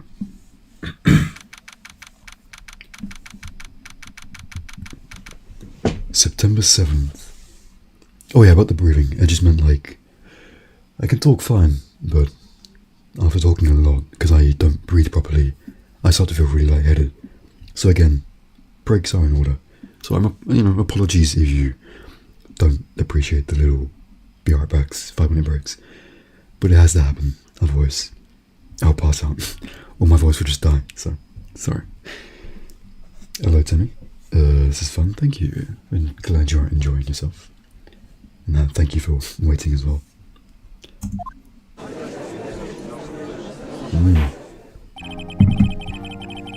Edgeworth. Court is now in session for the trial of Miss Maya Fay. The prosecution is ready, Your Honor. The defense is ready, Your Honor. Miles Edgeworth. Yeah, I'm dying. I better not show any signs of weakness today. Will be on me in an instant. Mr. Edgeworth, please give the court your opening statement. Thank you, Your Honor. The defendant, Miss Maya Fay, was at the scene of the crime. The prosecution has evidence she committed this murder, and we have a witness who saw her do it. The prosecution sees no reason to doubt the facts of this case, Your Honor. I see. Thank you, Mr. Edgeworth. Let's begin then. If we may call our first witness, Your Honor. The prosecution calls the chief officer at the scene, Detective Gumshoe. Alright.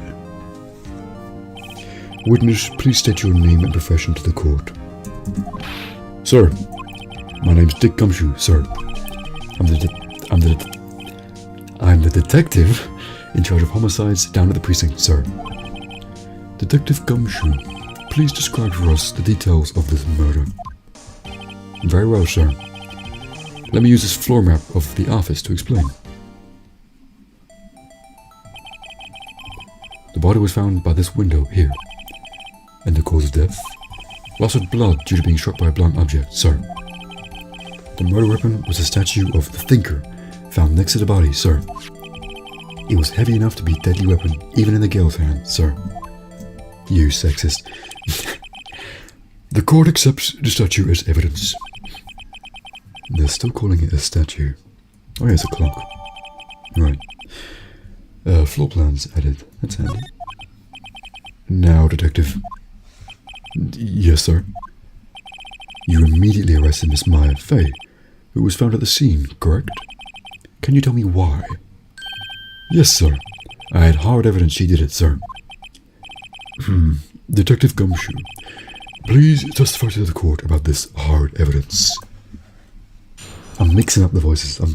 I'll get better at this. I need to keep them separate and have them clear in my mind. Okay, testimony time. As soon as the phone call came in, I rushed to the scene. There were 2 people there already. The defendant, Miss Maya Fay, and the lawyer, Mr. Phoenix Wright. I immediately arrested Miss Mayfair. Why? We had a witness account describing her. The witness saw Miss Mayfair at the very moment of the murder. The very moment, you say? Very well, Mr. Wright, you may begin your cross-examination. Yes, Your Honor. Cross-examine what? I couldn't see a single contradiction in that testimony. Aye, good. Whoosh. Smack. Hey, Ma, I just threw something at me. What's this? When my sister couldn't find any contradictions in a witness's testimony, she would bluff it and press the witness on every detail. The witness always slips up and says something wrong. It works lots of times. Yeah, I should have expected Maya would know some of her sister's tricks. Thank you very much, Maya. Something the matter? No, Your Honor. I'd like to begin my cross-examination. Maya says arrest.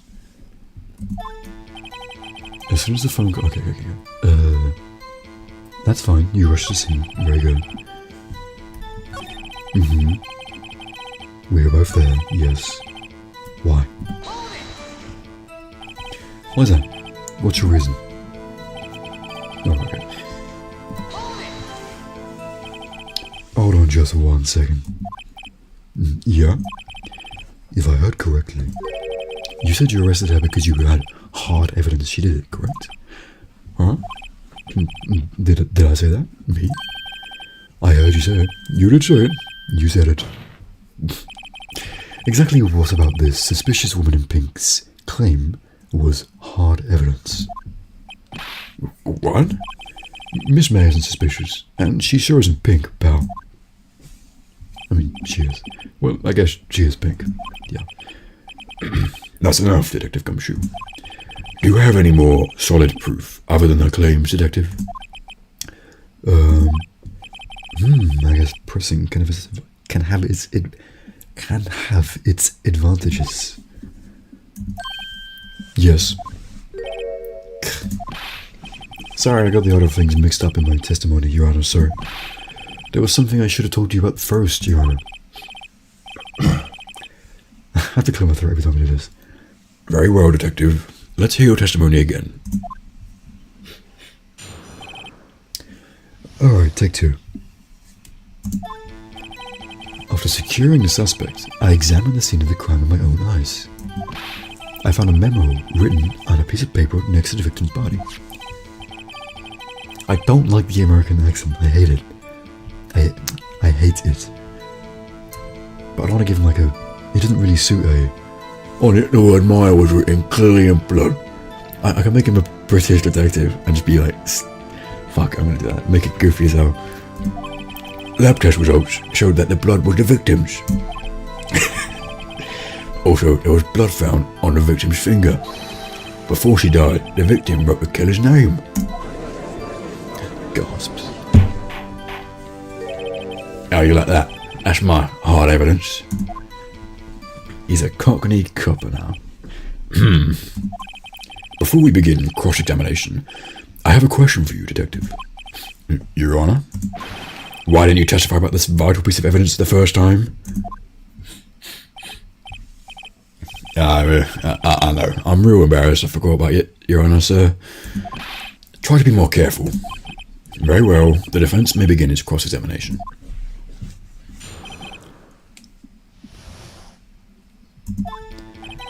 Okay.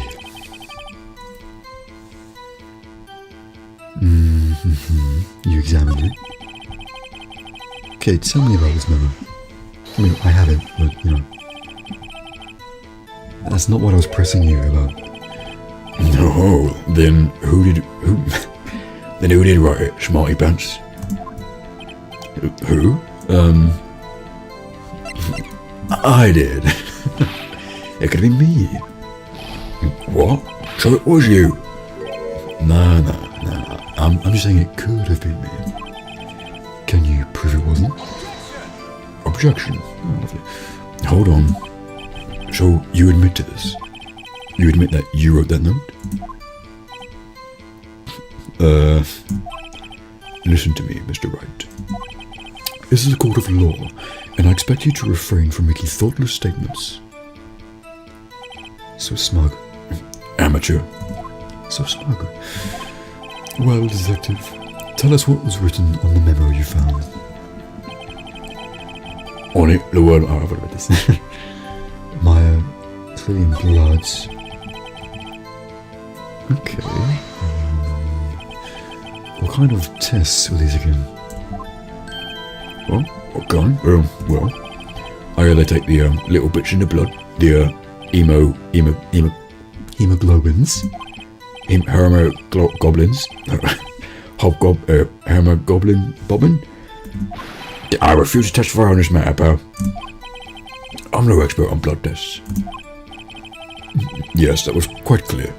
You may continue with your testimony. I'm probably too close to the microphone for this. I need to stand back. Thanks, pal. I mean, Your Honor, sure. Detective Gumshoe. Yeah. I look forward to your next evaluation, as should you. Oh. That was a mess. Right, where was I? Also, there was blood found on the victim's finger. Before she died, the victim wrote the killer's name. I disagree, actually, because... Where is it? It said... Death was instantaneous. Meaning? Oh, before she died. No, that's fine. Never mind. I'll still press it, though. Detective Gumshoe. Do you get a lot of cases where the victim actually writes the killer's name? Sure, it happens all the time in most books and the movies. This isn't the movie, detective. Oof. Let's talk about reality, shall we? I guess. I haven't heard of many cases, no. Don't you find it a little odd that the victim would write down a name? Especially the name of her own sister. Yeah, actually, you got a point, pal. Stop right there. The witness's opinion on this matter is irrelevant. The facts are clear. The victim wrote down the name of the accused. The victim told us the name of her killer.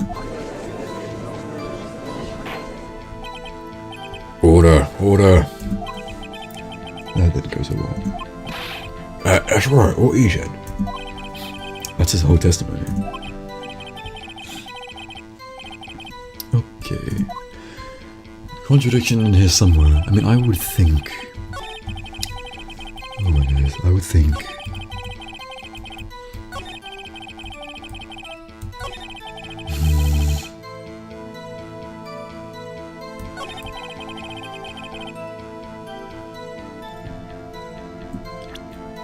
Yeah, I think death was instantaneous. I think this is a... Nice. Detective Gumshoe. There's one thing I want you to clarify for me here. You said that the victim, Mia Fey, wrote this note. That she was accusing the defendant, Maya Fey. That's really what you're saying. What? This isn't one of those lawyer tricks, is it? Of course she wrote it. Who else could have? You have it backwards, detective. Backwards? The victim is the only person who absolutely could not have written it. This is a report from your department, detective. Immediate death due to a blow from a blunt object. She died immediately. But... No butting your way out of this one, detective. Order. The defense has a point. Someone who died immediately wouldn't have had the time to write anything down. Mr. Wright, I beg your pardon, but when exactly did you obtain that autopsy report?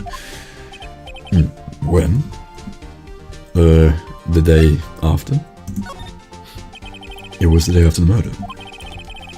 The prosecution's point being? That autopsy report is dated, Your Honor. What?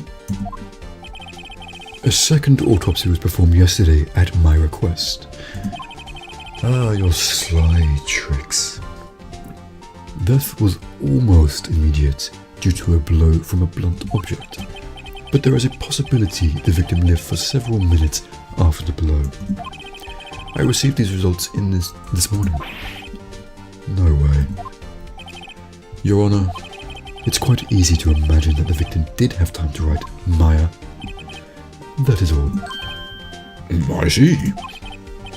Damn you, Edgeworth. I should have known you'd have something up your sleeve.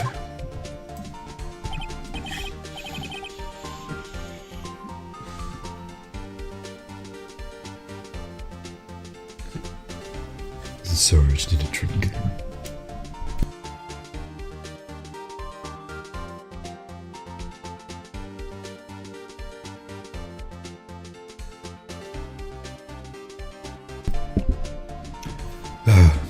Drink water, everyone. Stay hydrated. Why, Mr. Wright, you look shocked. Something you want to say? You're a sham. I'm a sham. Yeah, me. Detective Gumshoe. Was I a fool to trust you in your report? Huh? Me? I wasn't. Huh? Detective Gumshoe. Oh. I'm disappointed in you, handing him the wrong report like that. I'm sorry, sir. You're at fault, Detective. This isn't going to look so good on your evaluation next month. What? But... Your Honor, I submit this report to the court. Understood. The court accepts this evidence. Ah, bollocks to you, Edgeworth. Died from a blow by a blunt object may have lived for a few minutes. Well, Your Honor, the evidence strongly suggests the victim was identifying the killer. I suppose that's the obvious conclusion, yes. Darn, this isn't good. The prosecution would like to call its next witness. You have more? Oh dear. This poor innocent girl saw the murder with her own eyes. Oh, it's the pink girl. Let the witness, Miss April May, take the stand. Exactly what part of her is innocent? Time for cringing, yay. Witness, your name please? April May. Hey, what was that animation? Order. An introduction should not require any reaction from the crowd. The witness will refrain from wanton winking. Ah, yes, Your Honor. This is no good. She's already captured the heart of every man in this courtroom. Nuh-uh. Not every. Tell us, where were you on the night of September 5th when the murder occurred? Gee, I was, in my hotel room. Tee-hee. I checked in right after lunch. And this hotel is directly across... And this hotel is directly across from the Fair & Co law offices. That's right. Big boy? Bruh. Please testify to the court about what you saw. There's too many voices to keep up with. It was 9 at night. I looked out the window, you know. And then, I saw a woman with long hair being attacked. The one attacking her was the mousy girl sitting in the defendant's chair. Then the woman, dodged to one side and ran away. But that girl, she got up to her and she hit her. You lie. Then the woman with the long hair, she kinda slumped. The end. That's all I saw. Every little bitsy witsy wink. Please refrain from existing. Well, Your Honor? I see. It is a remarkably solid testimony. I don't see a need to trouble the witness any. Wait, Your Honor? Yes, Mr. Wright? What about my cross-examination? I thought the witness's testimony just now was quite firm, didn't you? Mr. Wright, I understand you are Miss Mirafay's understudy. Were you not? You must know her techniques well. Her cowardly way of finding tiny faults in perfectly good testimonies. Hey, how dare you? Well, Mr. Wright, will you cross-examine the witness? Yes, I'm doing it. I'll gladly proceed with the cross-examination. If only because I have a feeling Edgeworth doesn't want me to. She has to have some weakness. Very well, you may begin your cross-examination. Let's see what I got.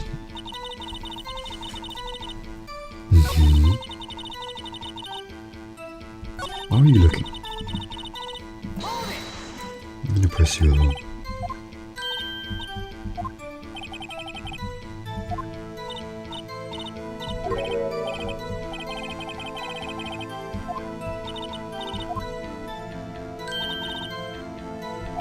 This is not a good enough answer. Yeah, go for it. Press. Let's see how far. Surely you must have had a reason to look out your window at the time of night. Ooh, your face. Mr. Wright, I will not have you badgering my witness. Badgering? You insist on needling her with these trivial questions. I really don't think it should be allowed. Yeah, stop it, bro. The poor girl. Order. Mr. Wright, you have been warned. Poor girl. What about poor me? Yeah. You looked out the window. What did you see next? Okay.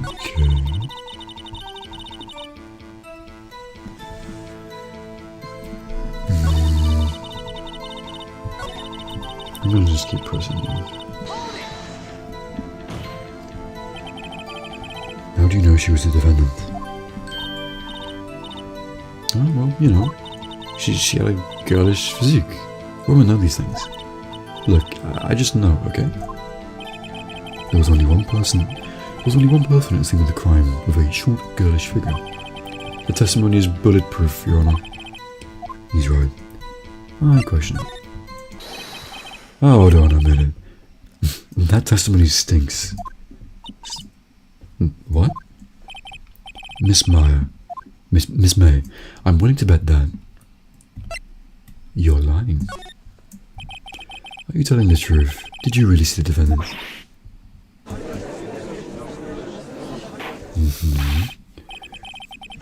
Mr. Wright, what is the meaning of this? Yes, what is the meaning? Somebody tell me, because I'm clueless about this, I mean. Okay. If you had really witnessed my client, Maya Fey, you would have noticed her clothes before noticing her physique. I suppose, yeah. No one wears clothes like this on a daily basis, except her. And I'm no expert on fashion, but her hairdo looks far from normal to me. You could be a bit nicer about it, but yeah, sure. However, the witness's testimony mentions neither of those things. The testimony is bogus. But... Still, we don't know if she was dressed that way the night of the murder. She was, Your Honor. I saw her, and so did Detective Gumshoe. What do you say to that, Miss May? Rawr. What are you trying to say, you mean lawyer? I saw what I saw. I just didn't think all the trifling little details were necessary, darling. Miss May, the court would like to remind you to please omit nothing in your testimony. I'm sorry, Your Honor. Are we... Oh, sure. Yeah. Your testimony again, if you would. Damn, I almost had him. We're getting somewhere, at least. We're getting somewhere. I did see everything, I did. The victim, the woman, dodged the first attack and ran off to the right. Then the girl in the hippie clothes ran after her, and she hit her with that weapon. I saw it. I did. That clock, the kind of statue-y clock, thinker, I think. It does startle me, the accuracy, because you would have no way of knowing it was a clock. It's the same thing as the last case. You have no way knowing it's a clock. So let me... You should not know it's a clock. Oh, maybe I should go along. Yeah, I got it. Wait, damn it. Again.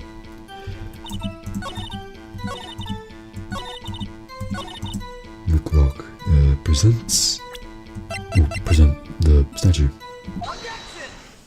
Objection.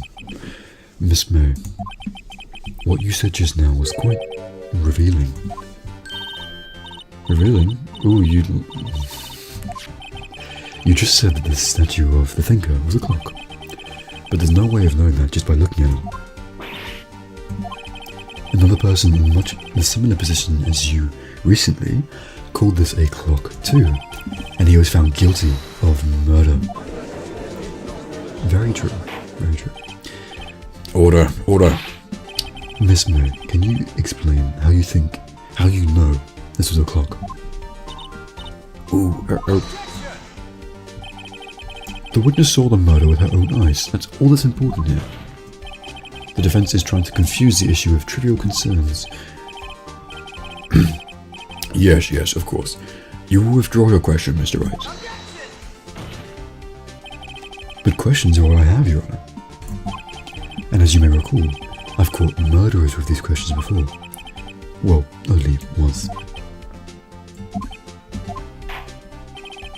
Objection sustained. You may continue to question the witness. Whew, that was close. Alright, what happens now? What happens now is you answer my questions. You answer my question. How did you know it was a clock? What? That's... because I heard it? Yes, I heard it say the time. So you've been to the law offices of Fair & Co? No, hey, I didn't say that. Why would I go there? I heard it from my hotel room. That's a distance. The law offices of Fair & Co, where the murder took place, is very close to the hotel. She could have easily heard the clock. Well, Mr. Wright, are you satisfied? No, Your Honor. I can't give up now. I'm not satisfied because... I couldn't have run. There's no clockwork on that phone call earlier. Your Honor, members of the court, it is inconceivable that the clock in question rang. It's empty. It is empty. The clock is missing its clockwork.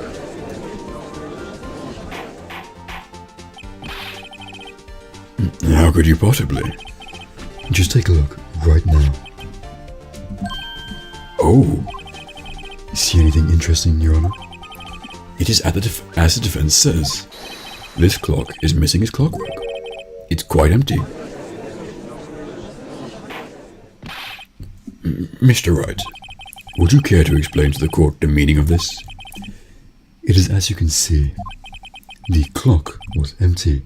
It couldn't have rung.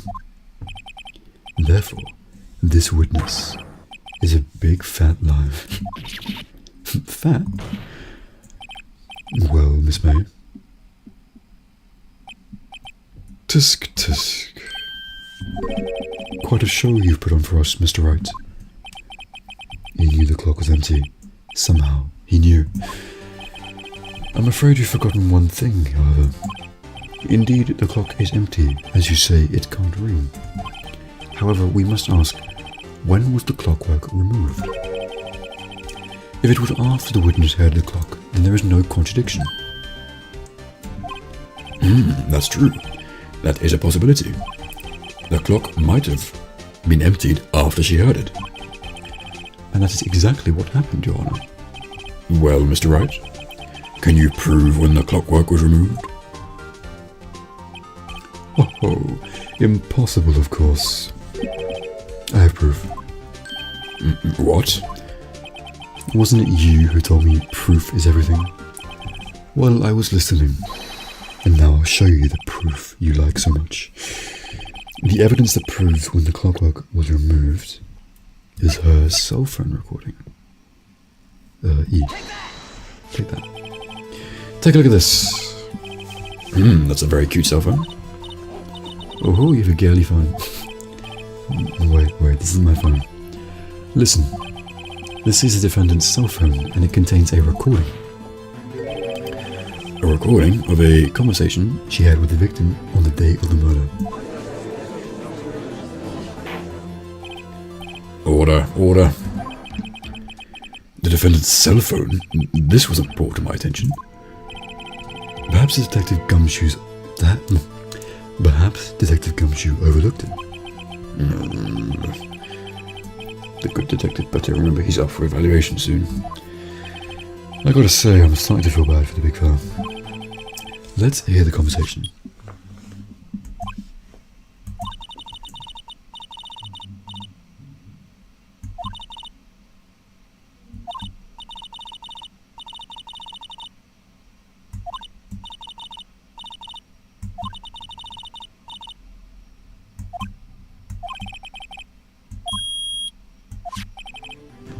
Your Honor, I think this makes it clear the clockwork was already gone by the time this was recorded, which was well before the witness even arrived at her hotel.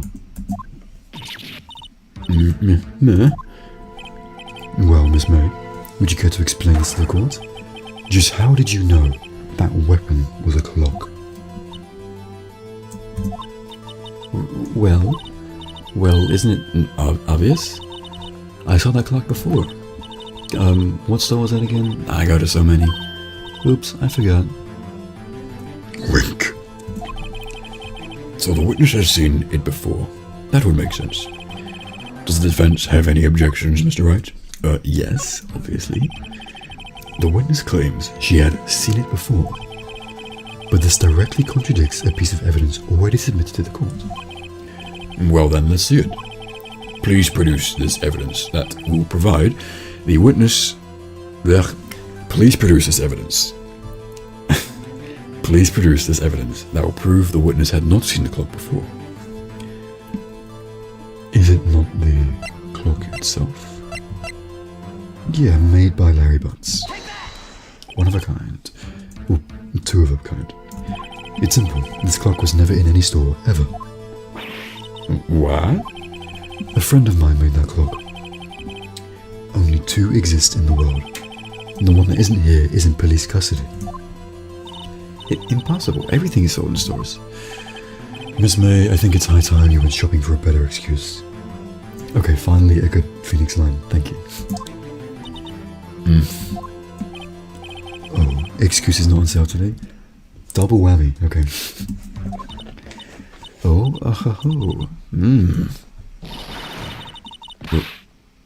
Or...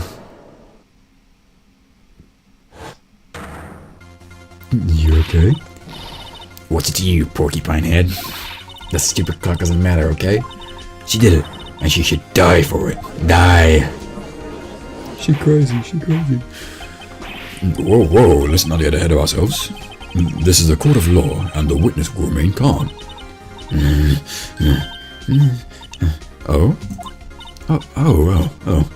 Oh, silly me.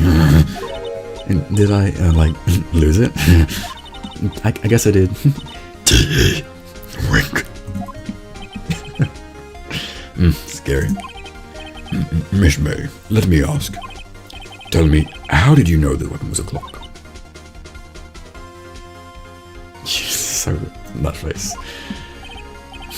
Oh dear. Does the defense have an opinion on this behavior? Okay, this is it. Yes, Your Honor. Allow me to explain how I see the truth of the matter. Miss April May, you knew the weapon was a clock because... You had heard about it. The witness had never held the clock in her hands.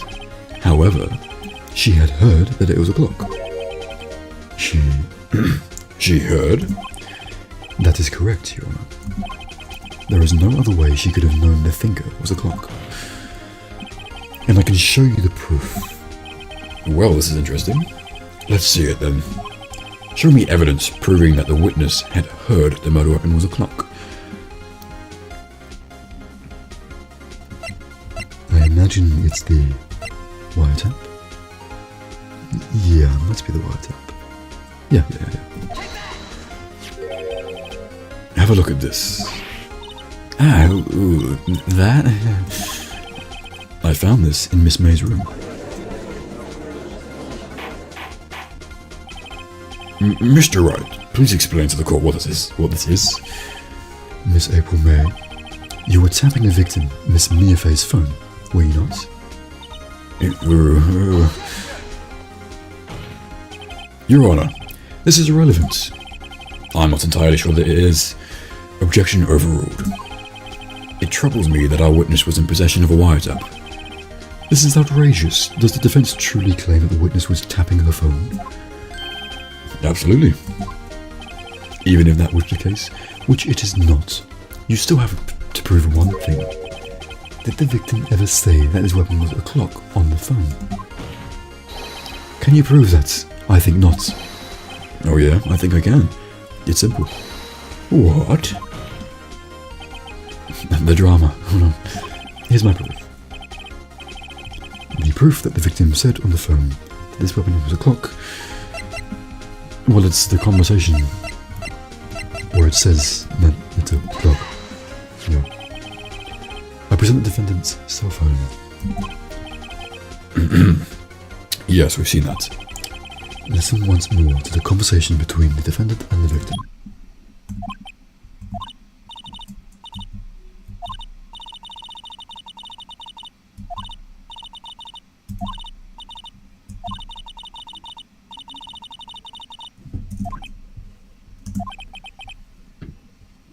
Miss April May, you used the wiretap to listen to this conversation.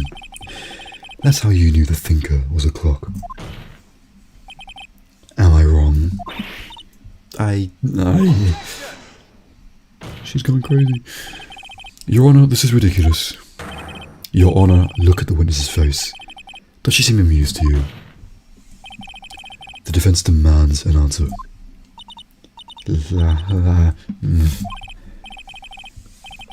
Witness, answer the question. Did you tap her phone? Miss May. Shut up, all of you. What gives you the right to talk to me like that? You lawyer. Every time I hear the noise, I just imagine a vine broom. Just, You lawyer. Vine broom.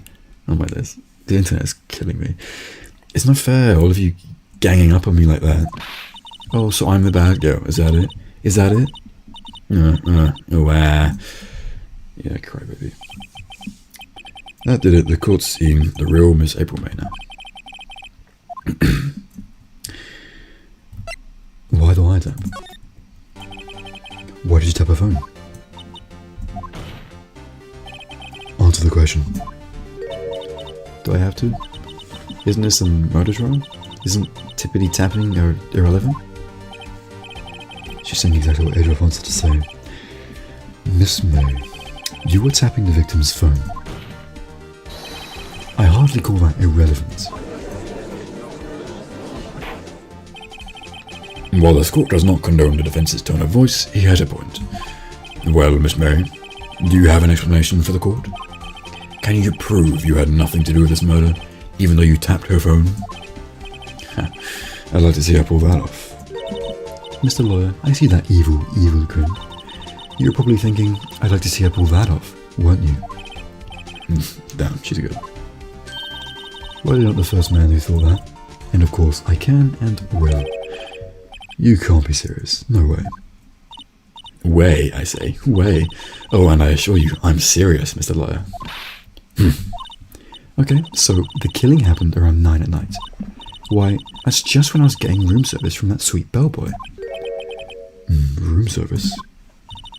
Iced coffee, I believe it was. Iced coffee, you know, like normal coffee, but cold. If you don't drink it quick, the ice melts and then you just have regular coffee. Iced coffee? Iced coffee is a crime in my opinion, but, you know, we'll save that for another day. Think I'm making this up? Ask the bellboy.